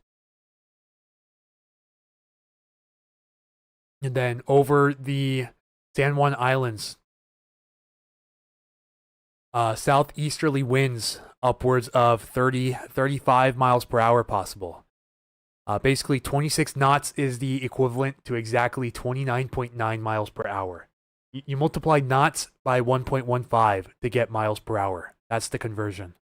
So 26 times 1.15. Don't ask me how I did this in my head. I just know these things. It's 29.9 miles per hour from the southeast here, around the Salish Sea. Right now we're getting some updated products here from the Weather Prediction Center. And again, let me show this to you guys real quick. They have a day 4 slight risk of flash flooding again. So again, day 4, this is from 4 a.m. Monday to 4 a.m. Tuesday. So during that Pineapple Express when it comes through. Okay, green is a 5% chance of flash flooding within 25 miles of a point. Yellow is 15% chance of flash flooding within 25 miles of a point. They have a good majority of Western Washington here included in the yellow, which is not good. So the WPC Weather Prediction Center again is seeing higher confidence and yet another possible flooding event. Not like what we just saw, but pretty close to it. At least initially right now. And for some areas, not all areas, like the Skagit is very likely to not break the all-time high again anytime soon. But some areas will get a lot of water pressure on their rivers. Don't think they will get Highway 2 cleaned up before Sunday night. It'll be an extended closure for sure, yes. I wouldn't expect any travel over Stevens Pass for at least the next week if the forecast keeps up. Maybe even the next 2. Which will definitely have ramifications for holiday travel too. And with Highway 906, Hyak washing out near Snoqualmie Pass, that's also going to have some problems up there. And I believe Highway 410 is closed between Enumclaw and Greenwater as well. But then again, Chinook and Cayuse are closed for the season anyway, so we're not expecting travel. But, in case you want to go up the Crystal Mountain, it's just not going to happen right now. But, yeah, it's not looking like they'll clean up any of the highways before the next storm comes in, because literally it's going to be in less than 3 days' time now. So, my message to all of you guys watching right now is do be prepared. Again, prepare for the worst, but hope for the best. Yeah, because there's still quite a bit of uncertainty coming up, even in the next few days. So we just have to be vigilant of this. That's my message to all of you. But yeah, we have a special weather statement here from the NWS. It was issued at 5 a.m. this morning. And it reads, this is for all of Western Washington again. Heavy rainfall this week has led to an increased threat of landslides in Western Washington. Rainfall of 2 to 12 inches over the past several days has increased soil moisture to very high levels across Western Washington. This amount of rain will put extra pressure on soil instability, leading to an increased threat of landslides and debris flows, especially from recent burned areas. Like Bolt Creek there along the Skykomish, that's huge. Bear Gulch fire area, which Bear Gulch I believe is out by now, but still that's a burn scar. That area is extremely unstable, so Lake Cushman area, watch out. Do be advised of this. Numerous landslides have already been reported in the Western Cascades. More landslides are entirely possible. Areas most susceptible to debris flows under these conditions are steep coastal bluffs, steep hillsides, and recent burned areas. A diminishing threat of landslides and debris flows will continue for several days after the rain ends. But you notice what they don't tell you in this statement is when exactly that rain ends, or when they have an idea of when that rain ends. So that's what they leave it off with. Yeah, again, all of the Seattle County warning area is in this advisory here. With heavy rain all the way through the next week entirely in the cards.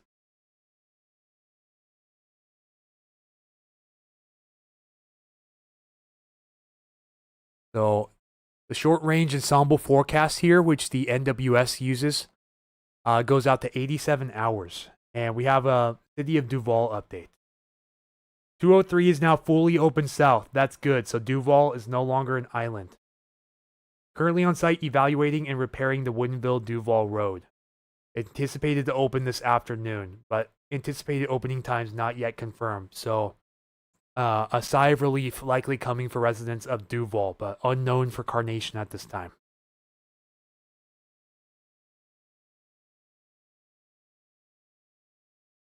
Again, even the SREF is picking up on rain shadowing across this area, even extending into parts of Everett, possibly. But this goes over 87 hours. So this is from the time of initialization, which is 10 a.m. today, to 10 p.m. on Monday. And again, it shows Western BC and Vancouver Island getting the brunt of this, with the Olympics also getting quite a bit.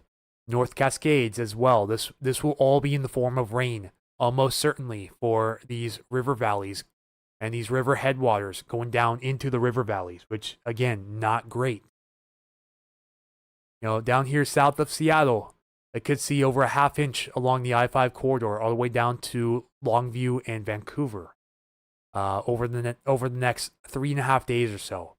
It doesn't sound like much, but of course, remember, 100% or greater soil saturation with this on top of it is unideal. Very, very much unideal.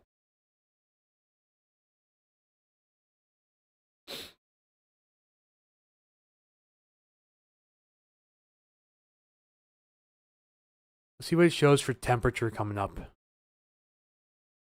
Yeah, again, shows it being a warm, toasty day around here for winter standards. The temperature's in the mid-50s. Some areas could threaten 60 with this.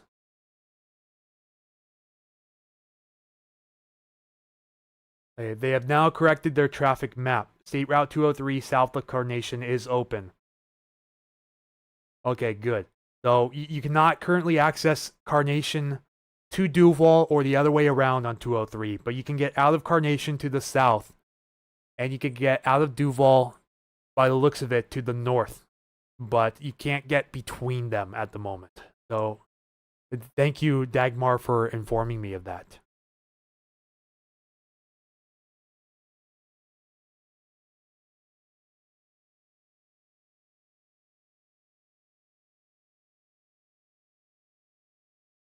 Good. 18Z NAMS rendering. That's perfect. Of course, again, this won't get in range of the wind on Monday quite yet, but we can at least get an updated picture of what's coming over the next couple of days once this is fully rendered. See, we're not close enough in time to see that frontal system come through yet. So we still have to wait a little bit for that, but it shows... Right now, I'll tell you, it shows a breezy day across the area today, but not much outside of that. A little bit breezy tomorrow morning, but again, not really worth talking about at the moment.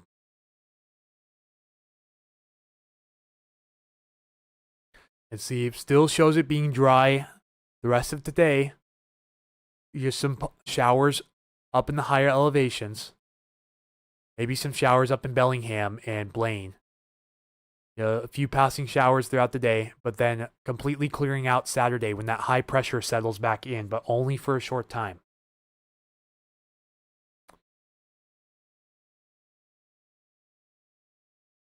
So let's look at the upper air patterns real quick for this area. So here's our ridge. It pushes the atmospheric river well north of the area. We're sheltered underneath this ridge right now. It's allowing some showers through, but that's about it. And then the ridge hangs on throughout the day, pushes a little bit to the south, allowing this frontal system to come in. See, this is the front coming through here. And then it brings that Pineapple Express through Monday afternoon. You see trough to the north, ridge to the south. This flow here, this is the jet stream. This is what's bringing in the moisture from Hawaii right here. Hey there, Tanya. Welcome in. Angie, also welcome in. Good afternoon. Another storm with more rain and wind for just Monday. Several times throughout next week, and I'm going through that right now. You came in just the nick of time here. See, then it swings this trough through on Wednesday, and this has the potential for wind as well. It pushes the jet stream south of our area. This would bring that Pineapple Express storm down into southern Oregon, northern California.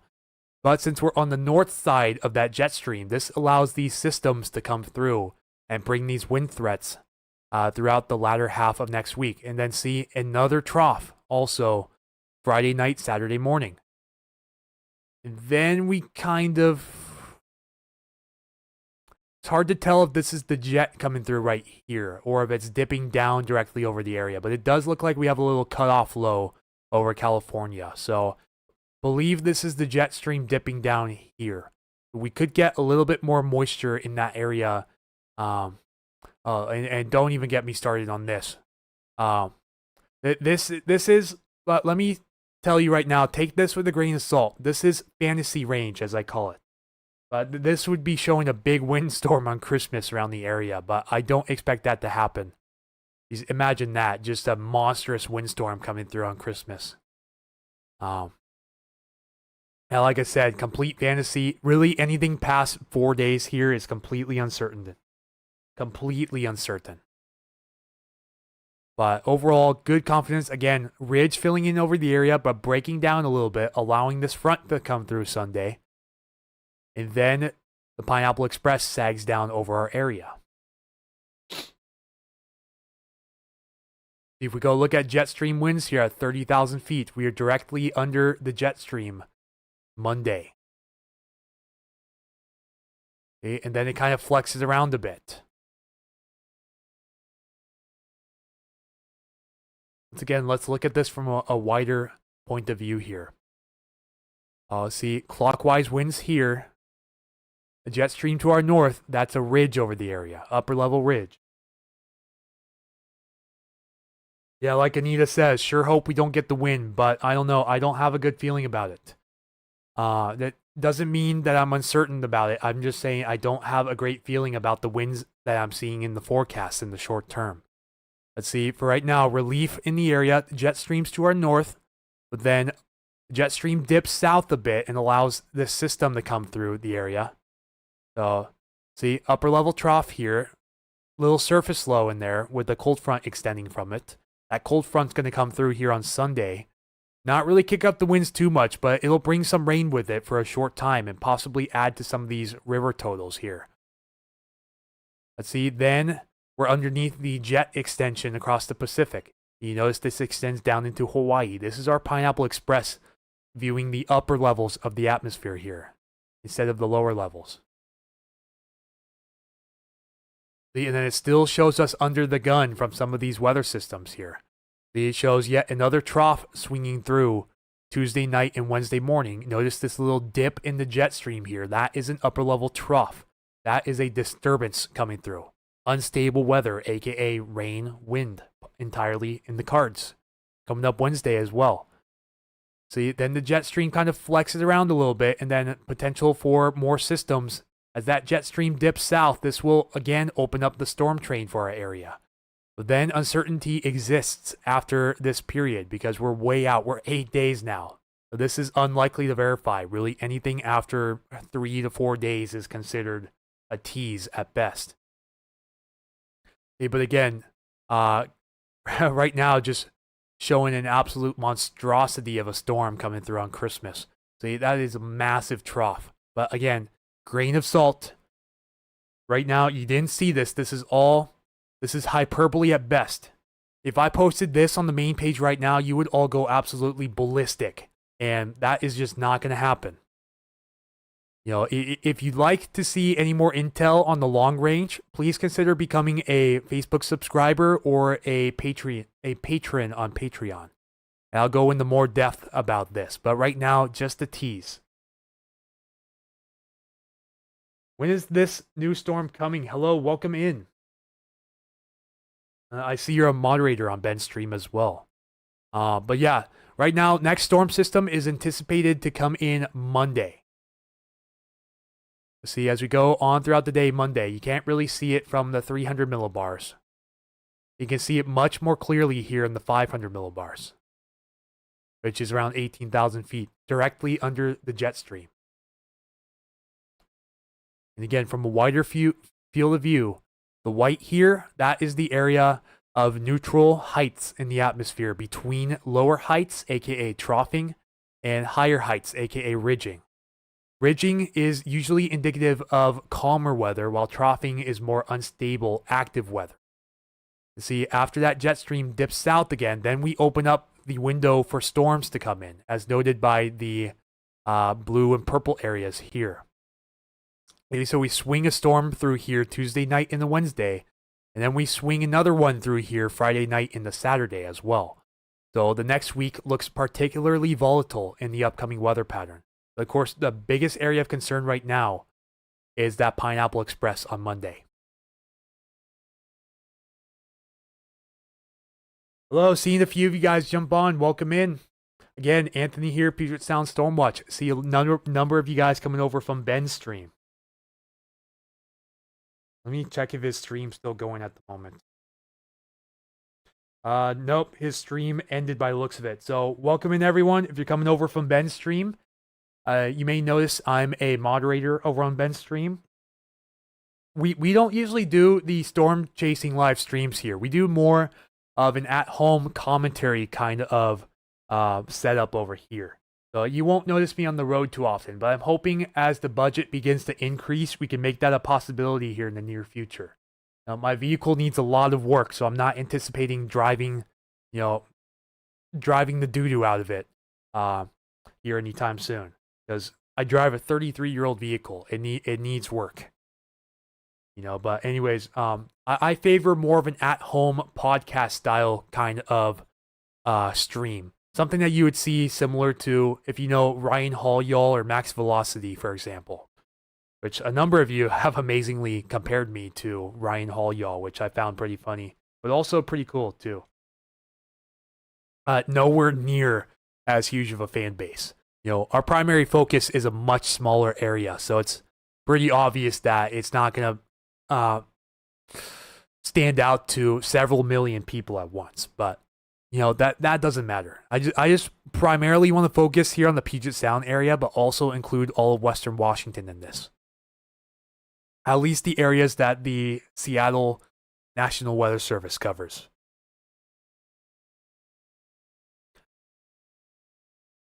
Yeah, anyways, we're just looking at upper air patterns here. And I was pointing out, why did Ben end his stream? Did it end suddenly? Or did he announce the end of it? Because if it ended suddenly, it's most likely a network problem. Let me check that out real quick. See if I can get an idea. But anyone watching his stream, did they announce the end of it? Or did it just cut out all of a sudden? Oh, and unfortunately, I'm getting a very long ad to start out. Okay, there we go.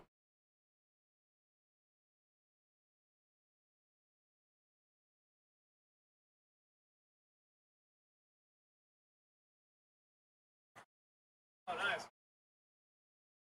Oh, they said they had to edit footage.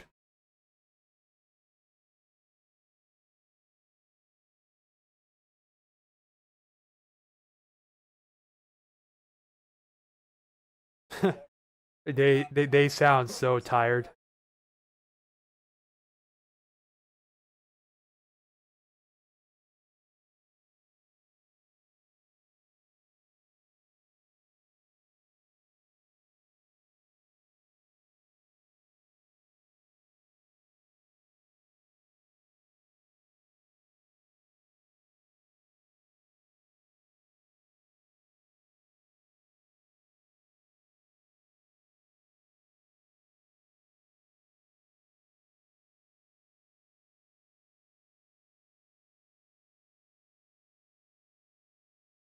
Okay, so they did announce it. They said they're gonna end it for a while, but they probably ended it for today.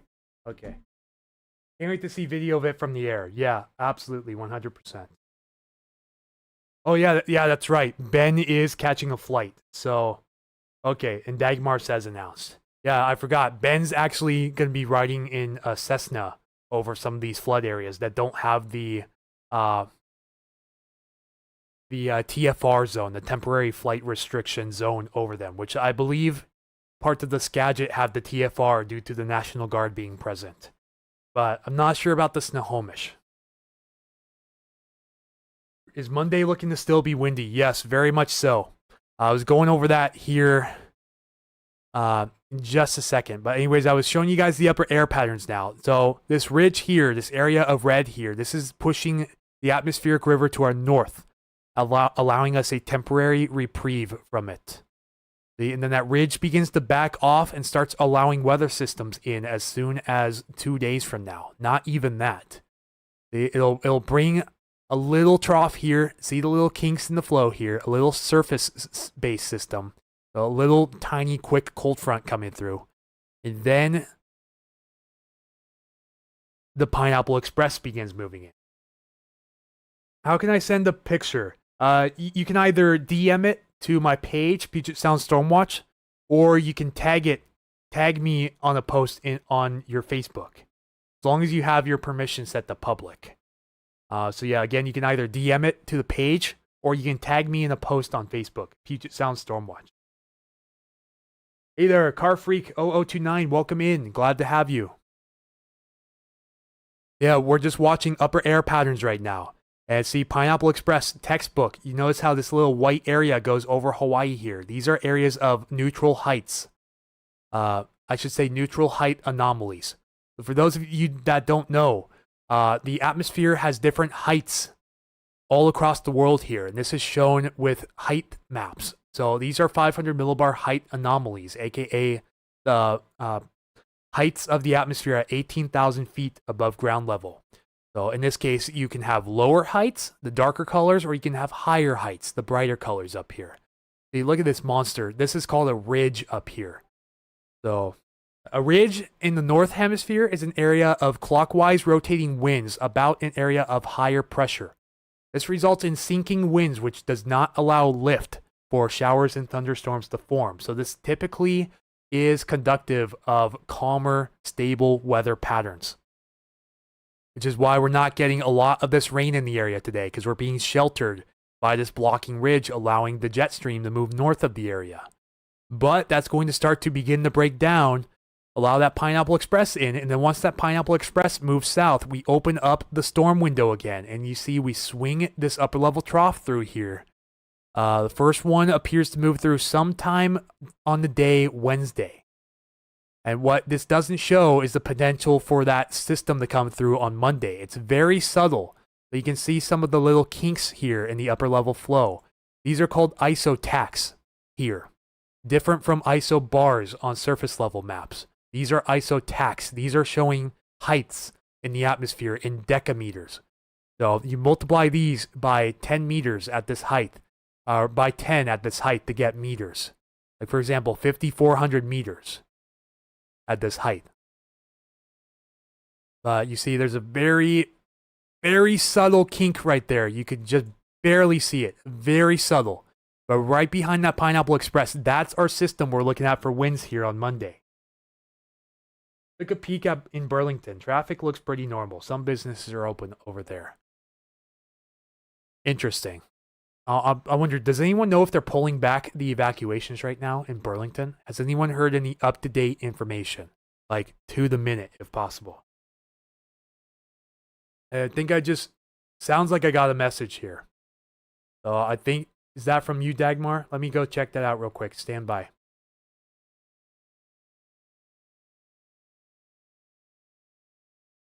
Yes, you did. Hang on, I'll check it out right now. Oh, there you are. Okay, between Cole's Corner and Leavenworth, Highway 2. Let me pull this up real quick for you guys, if I'm able to.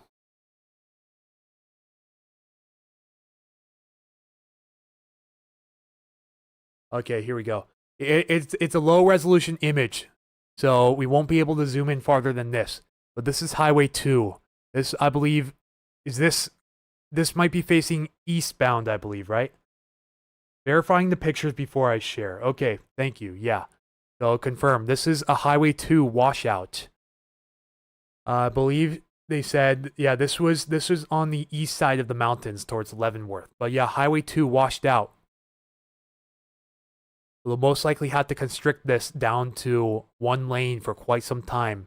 This is going to be a very extensive, maybe even close to impossible repair in the near term.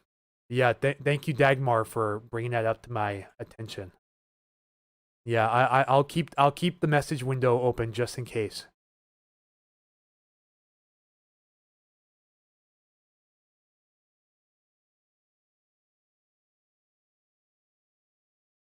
I got a couple of your messages to reply to too, so won't be able to do that till later on. Bear with me, folks. We may be on the backside of this event, but we're looking forward to the next events coming up. Although it shouldn't be as robust as this one when it comes to moisture. Like I said, I'm more concerned about the wind coming up. Oh, Dagmar says I do not think it is a real picture. Okay, so we might have shared that prematurely. That might not be up there. Just a heads up. Yeah, I hope that's not US2, but that might not be a real picture. But Dagmar's verifying it for me, so I'll get back to you guys on that. So just right now, just take that picture with a grain of salt. It might not be the real deal. Waiting for updates on that. But yeah, anyways, back to the air patterns here. Yeah, this little kink in the flow up there, the little dip in the jet stream, that's our system Monday. That immediately follows the Pineapple Express, and that will likely bring some wind around the area. Then we remain particularly active throughout that time. The jet stream still aimed over our area, but the Pineapple Express should begin to sag south pretty quickly here. Then, of course, we swing that trough through the area, looking like a pretty potent trough at the moment. That could bring quite a bit of wind on Wednesday as well. Wednesday morning, Tuesday night. And then a little bit of a reprieve, but then the next system comes through later on in the week, going into the weekend. Okay, yeah, so Dagmar says that photo might have been a fake. So take that photo loosely. Might have been a fake. Thank you for clarifying, Dagmar. And then it shows an area of low pressure cutting off. This is a closed low, aka a sorry guys, I fired a blank there. Okay, it's cutoff low was what I was thinking. So closed low, aka cutoff low. This could bring some active weather to Northern California. Also with that, you see that you notice there's a jet stream break to the north, and then the jet stream to the south here. This is looking at upper level winds, looking at the jet stream basically. See, it shows us maybe clearing out a little bit for Christmas, but we're way too far in the future here, at least for Christmas Eve. So let's just pretend like we didn't see any of that after like the first 4 days here. Everything else after that is uncertain, but possible. So we're watching Wednesday, and we're watching Friday as well. It's just a little indentation right there, a little short wave there. That could allow that system to form in the area. But let's go look at the surface maps real quick. Where do I message images? Connor, do you have Facebook? Otherwise, I can attach my email down below for non-Facebook inquiries if you want to send photos and video. Yeah, anyways, let's see here. So again, area to the north, jet streams moving to the north, allowing us a little bit of a reprieve to start the weekend. Then we swing that frontal system here through. I know this can be kind of hard to see, so sorry about that. But yeah, this shows that frontal system coming through Sunday. And then we bring in the Pineapple Express. This moves directly over Hawaii here. You see it's moving between the area of low pressure and the area of high pressure. These act like a turnstile, bringing the moisture in. Then you see it starts to sag south of the area towards California as we go later in the Monday, Tuesday. Even appears we could bring a little impulse in early Tuesday morning before that system comes in Wednesday. So again, around the area, you see the little divots right there. That's a frontal system. Up here would be the area of low pressure. Moving in very close, could kick up the wind quite a bit, but we do bring at the very least a frontal system in late Tuesday night in the Wednesday morning. See, as denoted, it shows up as that L right there for low pressure. Then doesn't look too bad Thursday initially. We may even bring another system through Thursday now, early Thursday, but I was looking more towards Friday, Saturday too. Yeah, see, it wants to try to slide this low out of the northwest on Friday and Saturday. Now, we'll be watching the system Thursday, too. Let me zoom in here for you guys real quick to show you this one more time. Email, please. Yeah, sure thing. But yeah, Ben's off to edit, and then he's off to fly after that. Just in case you guys don't know, Ben's taking a Cessna flight over some of these rivers today. Sometimes it pays to know the right people. That's one thing I've learned. But yeah, one thing you'll notice is that the areas of low pressure don't always line up with the same areas of low pressure above the ground. So for example, the height anomalies I'm about to show you aren't going to line up with the surface maps. See, although it may look like the trough slides through on Friday or later this weekend, technically, we do bring an upper level trough through, but it's the surface lows that bring the wind. And that is my primary concern. You can tell upper level air patterns are usually indicative of surface air patterns to a degree. Again, it can be confusing if you don't know what to look for here. Yeah, Tuesday night and the Wednesday brings the same sort of ordeal here. The little kink in the low level flow here, that's the front right there, the cold front. And the cold front is what brings the heavy rain and the wind. You don't really have to worry about another feature called the warm front, which usually extends horizontally over the area. It results in less what's called isentropic lift, which is a lifting mechanism that forms fronts in a process called frontogenesis. Seattle flights, I'm not sure how much a Cessna is. I know Ben just knows a person. He may... Before I jump into it, I just have to say I don't know any other details from that. I'm not sure about any cost or anything, but I just know Ben knows a guy. That's all I know for that. But yeah, for you YouTube people, if you want to send photos and videos that you took, again, that you are willing to share on the stream here with your permission, as long as you don't have any licenses or other copyright notices or anything, please feel free to email them to the email I posted in the YouTube comments. And for Facebook, again, if you want to share your images or videos with me, either DM the page, Puget Sound Stormwatch, or tag Puget Sound Stormwatch in your post on Facebook, and I will share it to the stream. Just heads up, if you DM me videos on Facebook, DM them. I won't be able to show them on the stream, but if you tag me in your videos on Facebook, I will be able to show them. Does Everett, Washington have a rain shadow from this next storm? We can't see on the we can't really see that on a high resolution model right now because they're not in range yet. We can get an idea with the deterministic mid-range models, but again, only going to get really a rough idea here. See, it kind of suggests it Sunday and the Monday, but again, terrain's an issue with these deterministics, so it's not always going to show up as well. You have to wait for the high-res ones to come in. For example, HER and NAM right here. These are the two I use the most. The HER model and the NAM ConUS model. They sometimes overdo the wind though, so I don't always use them for wind. The European is usually the best bet for wind. And again, let me show you that throughout the week too. Let's see, here comes this frontal system on Sunday. See, it's not going to pick up the winds too much, but still, even wind gusts of 30 miles per hour can do damage when the soil is as saturated as it is.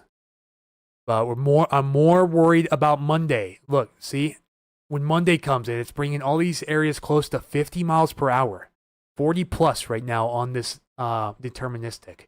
We compare it to previous runs. See, it holds it pretty well the last couple of model runs here. Even the 18Z last night was showing even more up here in Whatcom County. But again, this can be an overestimation, so you usually want to trim a few miles per hour off of these totals to get an idea. So he was showing the signal pretty good all the way out to the 0Z model. This was Thursday, so yesterday. So that was 6 model runs ago. This is 7 model runs ago. 8 model runs ago.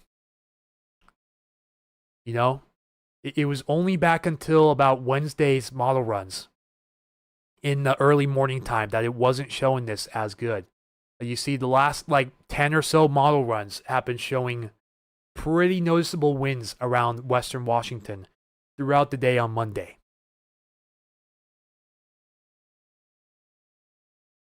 So peak wind time would likely be 10 a.m. to 4 p.m. Monday, but it could get breezy early in the morning too.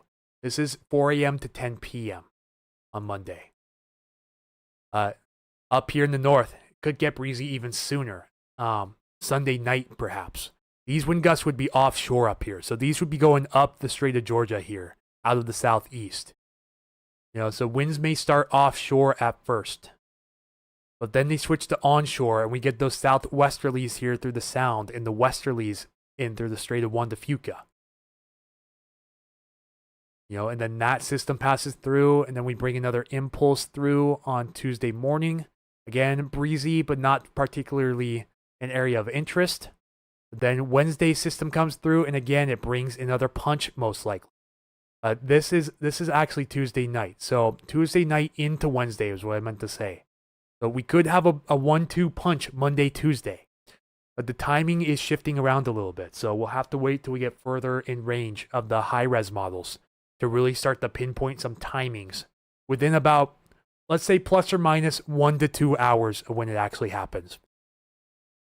As you may notice, if you're on Facebook, I'll post a model run for a specific time, and sometimes it happens 2, maybe even 3 hours earlier or later than forecast. That's why I have to include those deviations, you know, just so there's not much confusion. It's really never going to be at the exact time that the model shows, and never at the exact strength either. I can't stress that enough when I make those posts. You know, that's why I'm very extremely specific.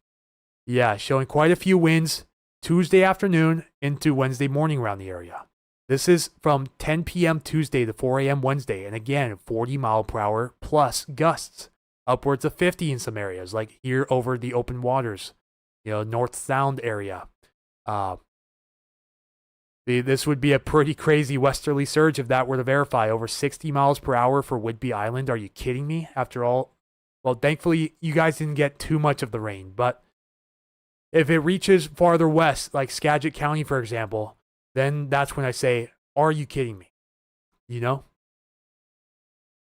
But it has 40 plus mile per hour gusts for these zones that are still under feet of water right now.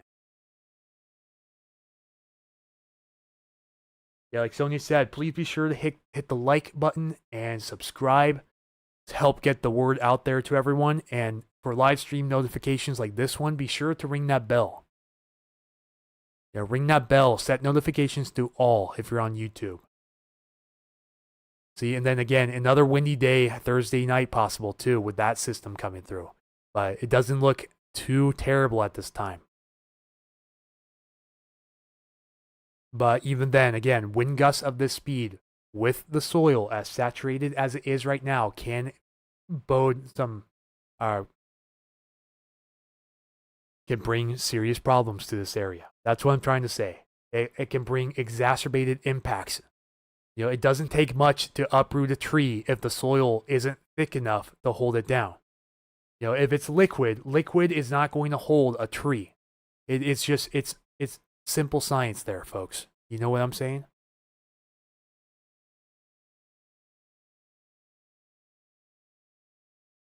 Let me make sure we have the Facebook comments up to date. Facebook's been having some issues recently, but it looks like we're okay. So, perfect.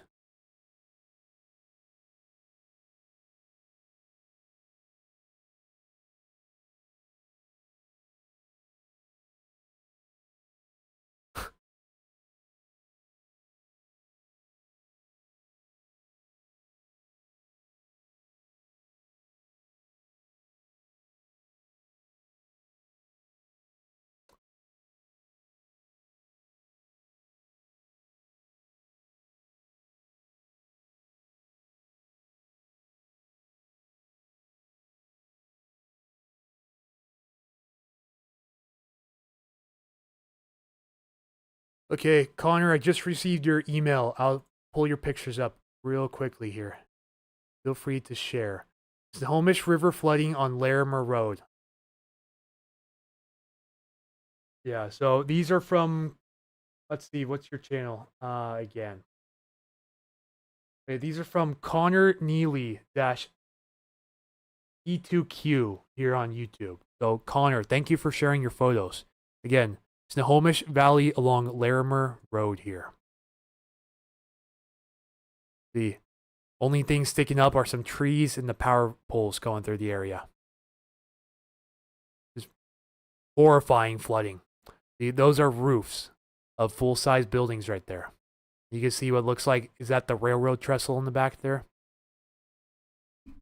Yeah, just crazy photos and videos coming in from you guys, but thank you very much for sharing.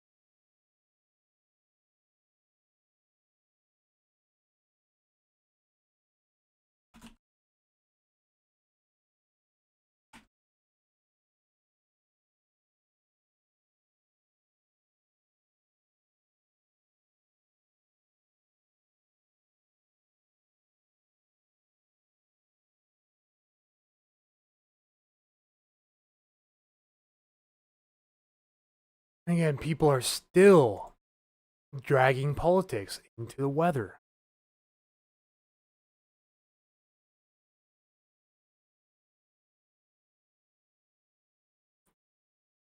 You will not see me allowing that on my page. Anywhere, YouTube, Facebook, not happening.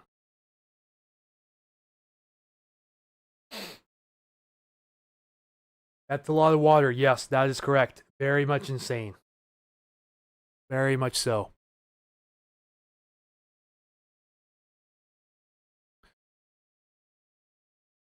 Yeah, this is going to be coming back south for us. Give it about a couple days and we'll be back under it, but hopefully for a much shorter time. Yeah, thank you for sharing, Connor. Great pictures you took. So there's our front. It may look like an atmospheric river, but no, it's just an extended cold front boundary, bringing in some precipitable water. But this is the Pineapple Express. Luckily, it looks like the greatest moisture axis stays well south of the area as of current model runs. Then see, we bring this cold front through and that storm system right behind it. So we have the Pineapple Express and then we have a potential windstorm on our hands. It wouldn't be a huge windstorm again. It most likely will not be a huge windstorm. It's probably going to be less than we saw on October 25th around the area. If you guys remember that most recent quote-unquote windstorm that we had.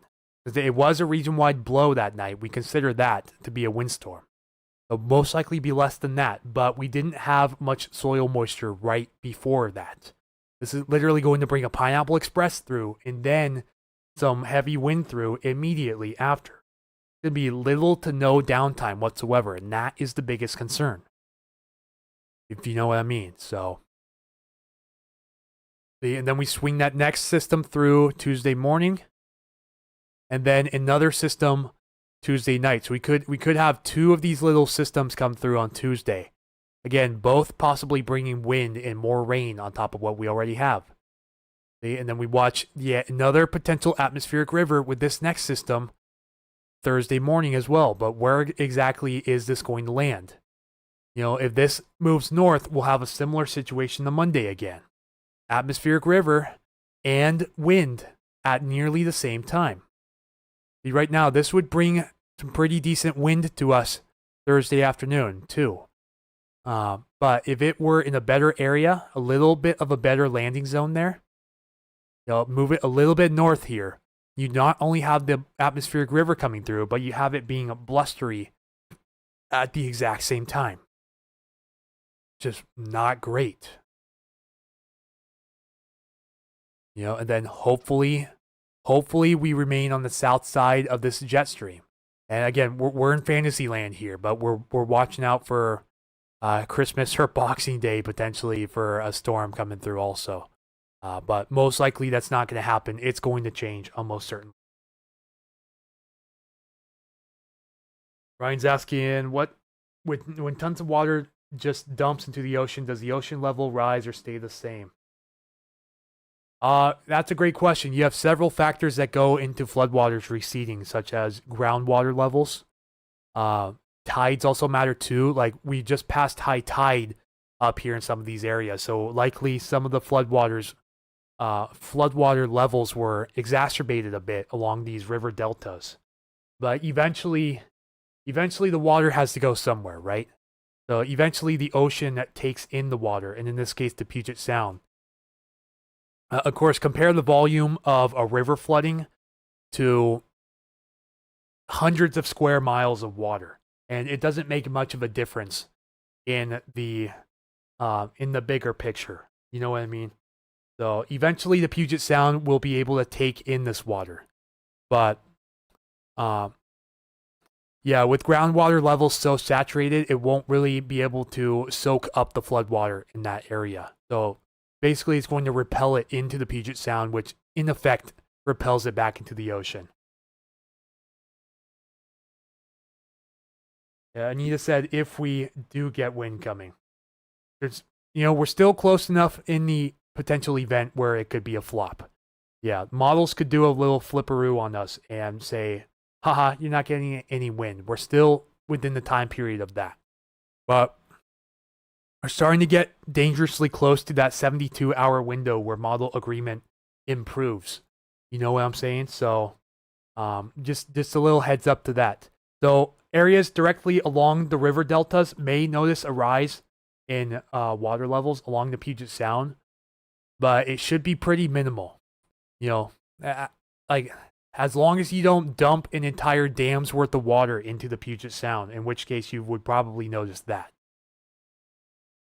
You'd probably, if you wanted a really professional opinion, I would ask Michael about that for sure. Pacific Northwest Weather Watch, and see what kind of intel he has to say. He's usually active on Twitter if you want to send him a message on Twitter if you're on there. Just to see if he says anything different. But that's just my look on it. The water always has to go somewhere. And when it comes to evaporation, to evaporate that much water, it's just not possible in the short term. The water always flows along the point of least resistance, just like most entities in physics do, if not all of them. on an Earth environment. Of course, if you pull a vacuum on it, it's going to be different. But we're just talking about in real life here. So the water should eventually flow into the Puget Sound, which then goes into the ocean, and it'll eventually equalize. It always does. It's the water cycle.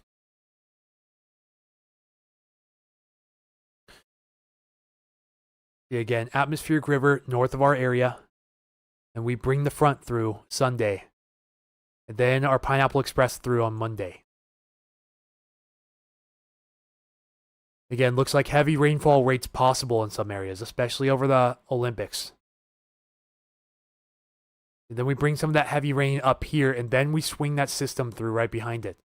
And that pressure rise right behind these tight pressure gradients here is what's going to bring the wind. It's even showing the convergence zone up here in Snohomish County too. After that front comes through, you bring southwest winds around the Strait, Juan de Fuca, and around the Chehalis Gap up over the low-lying areas here. They're not able to go north. They're not able to go south. They can't go west. They can't go east. So you know where they have to go? They have to go up. And that lift is what creates the convergence zone over that area. That system coming through on Tuesday doesn't look too intense. Tuesday morning, I should say. But could bring some rain again on top of things. It's a very subtle system, but it is there. From Ingalls Weather, another great source of information around here. Ingalls, Ingalls Weather. I share his posts a lot on my page, especially on my story. Another great page to follow. Nooksack River overflowing in the Sumas Prairie has created a temporary island, including Surrey, Abbotsford, White Rock, Blaine, and Linden. Yes, I saw that post earlier. Technically, those areas are cut off from the rest of the contiguous land around there. Oh, yes, that is true. They are technically on an island at the moment, since the Sumas Prairie is flooded over at the moment. Just a little thing of interest. Thank you, Dagmar, for bringing that up. Yeah, see, I'm more so worried about the system out of any of the Tuesday systems, because see, these are going to be coming in rapid succession here. We could have 3 systems coming through in 48 hours if this were to verify. And potentially a little break the rest of the day, Wednesday. But again, some wind possible early in the morning on Wednesday before the sun rises. And then maybe a little break around the area the rest of Wednesday. But then Thursday, boom, you bring another round of moisture in. But right now, the axis is south of our area, which would help these North Cascade rivers, but could put some pressure on these South Cascade rivers here in Washington. This depends. We'll have to watch. If this bounces north again, we could be in for some huge problems to end this next week, too. See, but the one thing you do notice is that the snow levels are lower when these come in, because these won't be tapping into subtropical moisture most likely. So we could actually help build some snowpack up here, which in terms should help mitigate the major flooding risk downstream. You know, it's after you build the snowpack and then you melt it all where we have the largest concerns. And we're lucky we didn't have that this time around, or else we probably would have made the 2021 floods look like a little speck compared to the dust ball, you know, that we got in 2021 or in 20 or you know what? Just forget I ever said that, because I'm having troubles coming up with the anomaly right now. It's been a long week again, folks. So I may be having things backwards here, but anyways, all I'm saying is that we're glad that we didn't have snow melt in the mountains to melt rapidly with that atmospheric river that just came in. You know, or else it would make a lot of the flooding we just saw probably look like a microcosm. That's pretty much what I'm trying to say there. But this is all fantasy land, so I'm in the danger zone of showing you guys this. It would be wise to not show you anything really past 6 days here. But yeah, just something to watch here is Thursday's system as well, which may not even happen on Thursday. It could happen Wednesday, it could happen Friday, it could not happen at all. Still, the uncertainty is high in this period. Like I said, really anything after 3 days, and even that is completely uncertain too. We may not get any wind, we may not even get the Pineapple Express at all. But the model agreement continues to increase as we go further to this time. We're not seeing any erratic flips in the forecasts coming up on Monday, which is very much concerning to me. Yeah, if that was the scenario, that would be nuts, 100%. It's already nuts as it is now. We broke all-time records. That is nuts. We could have absolutely destroyed them and across more rivers as well, which we're lucky did not turn out to be the call this time around. That was a saving grace for a lot of these areas around here.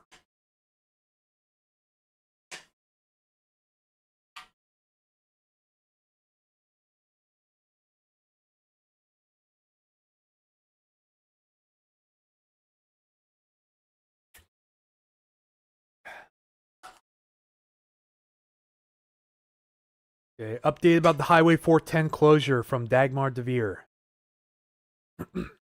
Highway will be out at mile marker 27 for quite a while. So Highway 410, mile marker 27. It looks like they have a convoy. Convoy will leave at 11 o'clock, meet for the return at the Enumclaw Fairgrounds. We will be using the Mud Mountain Road. Goal will be to set up an open detour via Mud Mountain. Okay, so the good thing is it's not after Mud Mountain Road, or else that would be probably devastating for the town of Greenwater. But it's before. It's between Enumclaw and Mud Mountain Road where it meets Highway 410, which is a sigh of relief, because I thought that Greenwater would have been completely cut off from Enumclaw, but it won't be. So, and they're trying to set up a detour for Highway 410. You can still get into Enumclaw on 410. This is just if you plan to go east towards Greenwater. And if you work at Crystal Mountain as well, because we all know Crystal Mountain's not open. They don't have nearly enough snowpack. I don't even think they have any at the moment. That's the general ordeal. So, thank you, Dagmar, again for the information. One thing I haven't checked out is the new GFS run here, if it's agreeing with this, which so far it does appear to agree.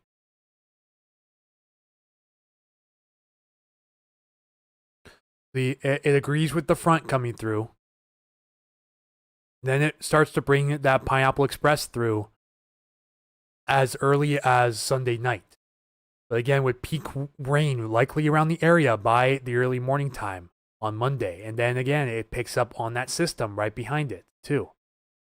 It might be a little bit farther north than the European, but, yeah, it's a little bit farther north and a little bit weaker. But still, this would probably bring quite a bit of wind to the area. It still brings a pressure gradient through the area, but swings it a bit farther north. We'll have to watch to see if it pulls it farther south.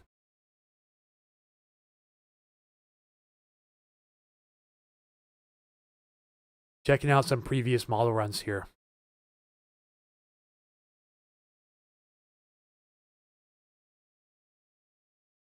Yeah, there's a few deviations for sure.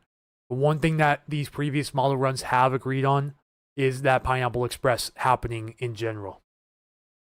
Which, again, not good. I don't like using the GFS for gusts because it's an extremely low resolution model. But we'll use it this time, and it still shows wind gusts around the area.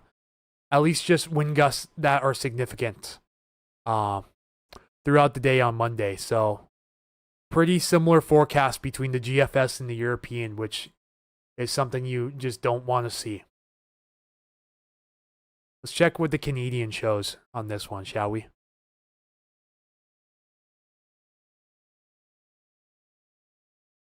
Yeah, Canadian shows similar, but the Canadian's kind of off on its own tangent. Shows the strongest winds farther north. Let's see. It looks like the Canadian's just kind of doing its own thing. That's why I don't usually use this model for deterministic use. Just for comparing it to the GFS and the Euro, really. But it does bring a really strong system in on Tuesday night, though. Oh yeah, that would be a really strong blow to us for sure. And what you're going to see on the Canadian probably is some snow down here. Don't believe that. Again, a resolution issue most likely.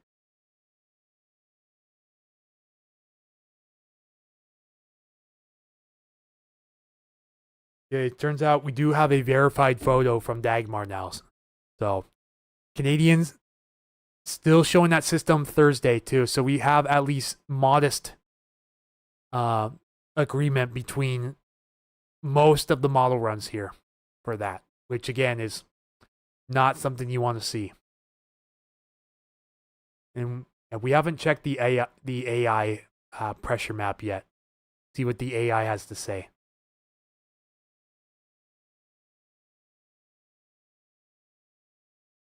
Yeah, the AI favors Tuesday afternoon system for sure. That would bring a pretty nice system in. And leaning towards something larger Thursday morning too. So something we'll have to keep tabs on. We could have multiple wind events coming up this next week if this were to verify, which again is a really it's a really disheartening sight to see, truly. Let's see, I got a couple of photos in here to show you guys real quick by the looks of it.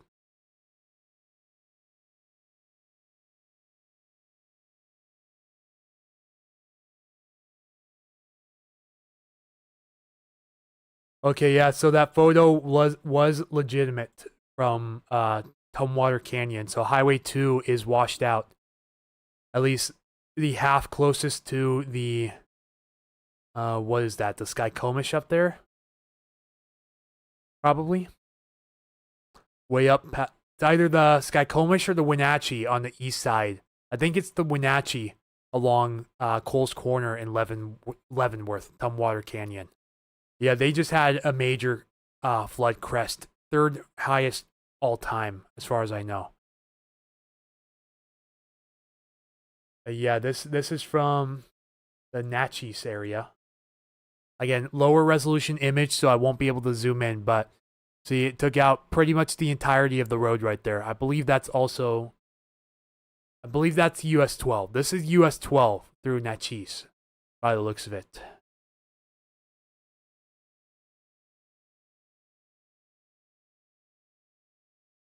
Yeah, verified for Highway 12, verified for Tumwater Canyon by someone who saw it with their own eyes and lives in the canyon in the Leavenworth group. This means Tumwater Canyon will be closed for at least several months. Like a similar happening back in the 90s, and it took months and a lot of trucks and equipment to repair something like this because they have to fill in that void and repave it, which is an extensive and expensive process. Extensive and expensive. So again, thank you, Dagmar, for sending those in. But yeah, just washouts on a lot of these main roads going through the Cascades.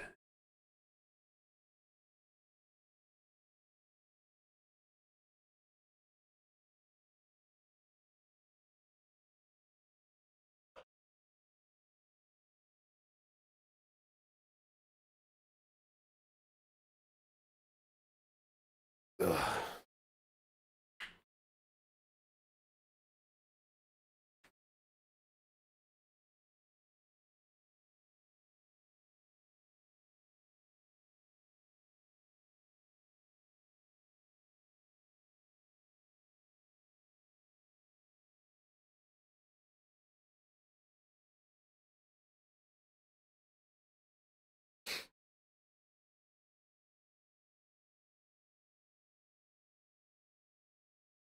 Okay, let's check a few things out here, shall we?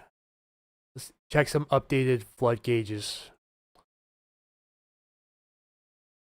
Again, still major flooding here, Skagit and Mount Vernon. but we have hit our crest and will continue to recede. You do see it shows here Tuesday p.m. after that Pineapple Express making another close approach right now in the current forecast. This will change.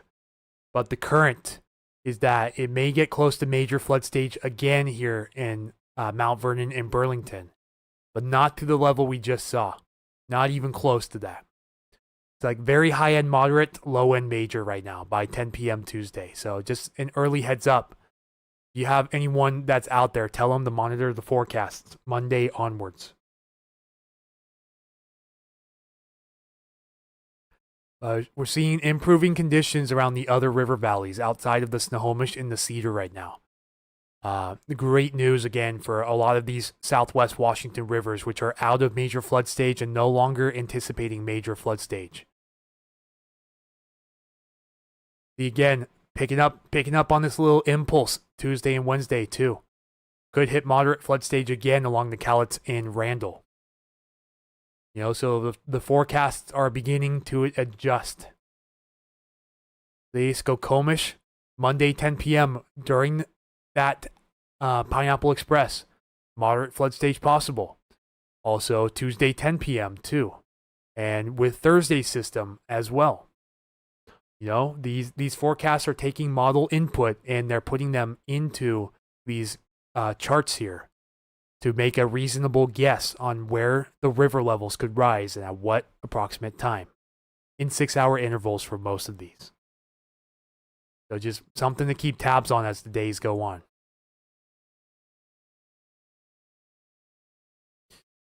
And again, in case you missed it, both the Mud Mountain and Mayfield dams here are expected to release water this afternoon. Mud Mountain's already happening, but they put out a warning for the Mayfield Dam saying expect floodwaters or waters to be released from the dam downstream, which could cause some flooding in the town of Toledo here, sometime this afternoon or tonight. And Mud Mountain's already happening, so expect some flooding downstream in the Sumner too. See, moderate flooding is forecast here in Auburn. You notice it just keeps going up again after Monday's system. See, this goes all the way out into Friday the 19th, a week from today, and still has it at high-end minor flood stage. And then same for the green.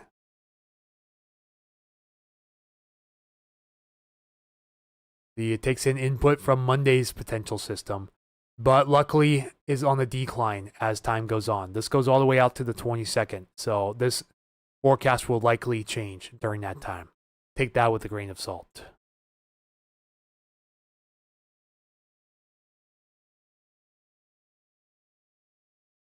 The downward trend will drop out of major flood stage hopefully by later this afternoon for the Cedar and Landsberg. And we're about to drop out of major flood stage here in Renton too. Again, another sigh of relief for the Cedar River here. Which, remember, originally this wasn't expected to have major impacts, but that ended up changing with very short notice. How much variance into this modeling for the rivers outside of 72 hours is very much tough to predict. It's almost impossible. If you're talking exact numbers, not going to happen. Not a shot. But if you're talking like a relative range of numbers over that time, it's definitely doable. There's always going to be deviations. Even if we were to forecast these things perfectly, it most likely is not going to work out that way. These are taking model input. They're trying to forecast what's coming up right now. And as these models change, so will the forecast.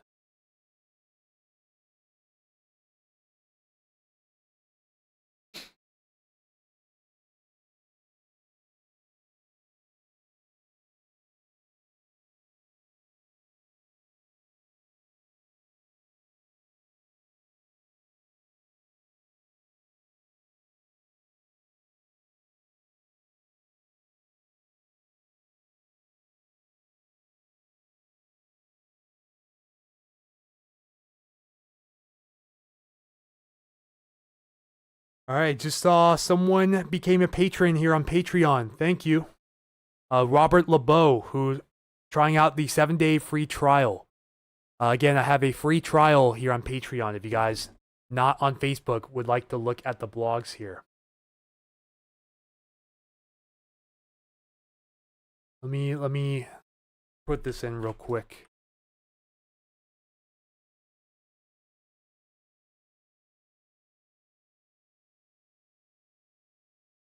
Yeah, if you were to try out the free trial, this is the page that you would see here. It actually looks like we had 2 people convert over to patrons, but I was only notified of 1 so far. But yeah, if you tried out a free trial, then you have officially been boosted up to the intro forecaster tier here on Patreon. Yeah, we will have to keep watching 100%. You can see I make a lot of blog posts. I cross-post these from Facebook over to Patreon here. So if you don't have Facebook, consider checking out my Patreon up here. Again, link is in the stream description, but I will copy and paste the link for you guys if you guys want to consider becoming a patron and pledge $1.99 a month before tax to help Puget Sound Stormwatch, even through the slow times here. Yeah, that's just a preview of what you would see as a patron.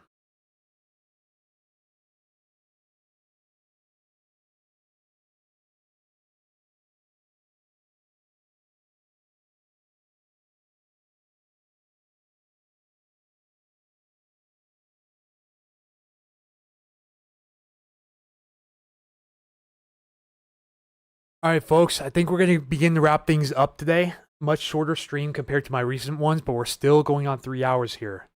I need to get myself cleaned up 100%. I need to get myself cleaned up. I need to, have some actual food, and get out of the house for once, for like the first time in 3 days or so. We've been pretty much here full time in front of the screen with you guys, so I need to get out and about for sure. Yeah, number one thing I need to do, I need to clean myself up. Especially shave. I'm growing a monstrous beard here, and I need to get that cleaned up. I'm going to do that today. I need to stretch. You do a few other things. But yeah. So any last minute questions from you guys we can go over real quick. Feel free to let me know. And then after that, we'll just say, have a great day, unless anything breaking happens. And then we can break back into live coverage here on short notice. But again, for you YouTube folks, if you guys want updates on that, then feel free to ring that bell and set notifications to all, so you can get live stream notification. Yeah, like Sonia said, thank you for joining us today. We appreciate your report. Looks like all of you guys already left. As soon as I said that, there was a mass exodus of people. But yeah, anyways, that's barring any last minute questions, comments, or concerns, then we're going to begin to wrap up our coverage for today. Again, notice I took the breaking out of the title here. We're no longer really in the breaking period. Ooh, I see the sun coming out right now. Yeah, sun breaks coming up through the area. You may notice as this low-level stratus begins to burn off, you're going to notice these sun breaks come in here briefly. So get outside and enjoy it while you can, as this next week's weather looks very uncertain for anything related to sun. Thank you, Tanya, for coming in. And thank you, Sonia, as well. Thank you for being a great moderator. Yeah, thank you, Tanya, for your support. We're a little over 1,750 subs on YouTube, which is up about 500 or so. We're up over 500 since this event started. So thank you guys for continuing to subscribe here on YouTube. Again, new features coming up here in the next couple of days, so be on the lookout for that. Going to be enabling channel memberships and super chats here for future streams. Where you can buy a chat with the price of your liking to stick out from the rest. Memberships, you'll be able to do some cool things with your name here on the stream, like put labels next to it. And I should also be enabling membership only videos as well, if you guys are interested in that. I'm going to price it cheap. I'm not going to charge an arm and a leg for this. I'm looking for somewhere around the $199 to $249 area, but probably $1.99. So around the same as Patreon. But don't worry, I promise I'm not going to milk you guys out of this. I just want you guys to know that I need the support. Truly, we need some help behind the streams. So if I could get more of you guys to possibly consider helping support, that would be hunky dory. Again, not begging. I've had people tell me, they're just like, we're going to leave if you start asking for money. And I'm just like, well, I hate to say this. I'm not going to ask for money, but, I am going to be open to donations. So if you want to, you're free to go. That's just the reality of it. But again, if you guys would like to do that on Facebook, you can become a subscriber like Dagmar here. Welcome to the subscriber clan, Dagmar Devere. Hope you enjoy your stay. And also the link to Patreon is in the comments as well. And if you don't want to become a patron and see the full-time vlogs, that is okay. We should be starting something up similar on YouTube memberships. I'm hoping maybe we can do at least one video a week on the YouTube memberships, and maybe even some YouTube membership specific streams in the future too. Albeit they would be more informal. So breaking live coverage would not be hidden behind any kind of paywall. If that does happen, you may see an ad from time to time during the stream when that happens, just as a heads up. But I should keep the ad frequency minimal. So yeah, with that spiel out of the way, guys, that's really going to do it for today's coverage, at least barring anything breaking. Like if we were to get a flash flood warning, in the extremely unlikely case that a levee or a dike were to rip along the Skagit or Snohomish, then we will go into breaking live coverage to cover that, assuming I'm still here at home at the time. But anyways, yeah. Again, Anthony here, Puget Sound Stormwatch. Glad to help you guys out throughout this event. Good news is we're on the decline for this event, but watching out for some things coming up this next week. So you guys know where to follow and where to stay tuned for the latest updates. Posted an update here on Facebook this morning that you guys can look at. Posted a couple weather models for rainfall estimates as well as max wind gusts around the area possible for Monday. If you guys want to check those out. And again, if you don't have Facebook, I do have a free section on Patreon. But if you want to try out that free trial for 7 days, then you can see all of my blog posts, even the ones behind that small little paywall. But again, all donations and subscriptions go to help Puget Sound Stormwatch improve its coverage in the future. Again, I wouldn't be able to do this without all of you guys watching today. So, yeah, Anthony, Puget Sound Stormwatch, we're going to wrap things up for today, folks.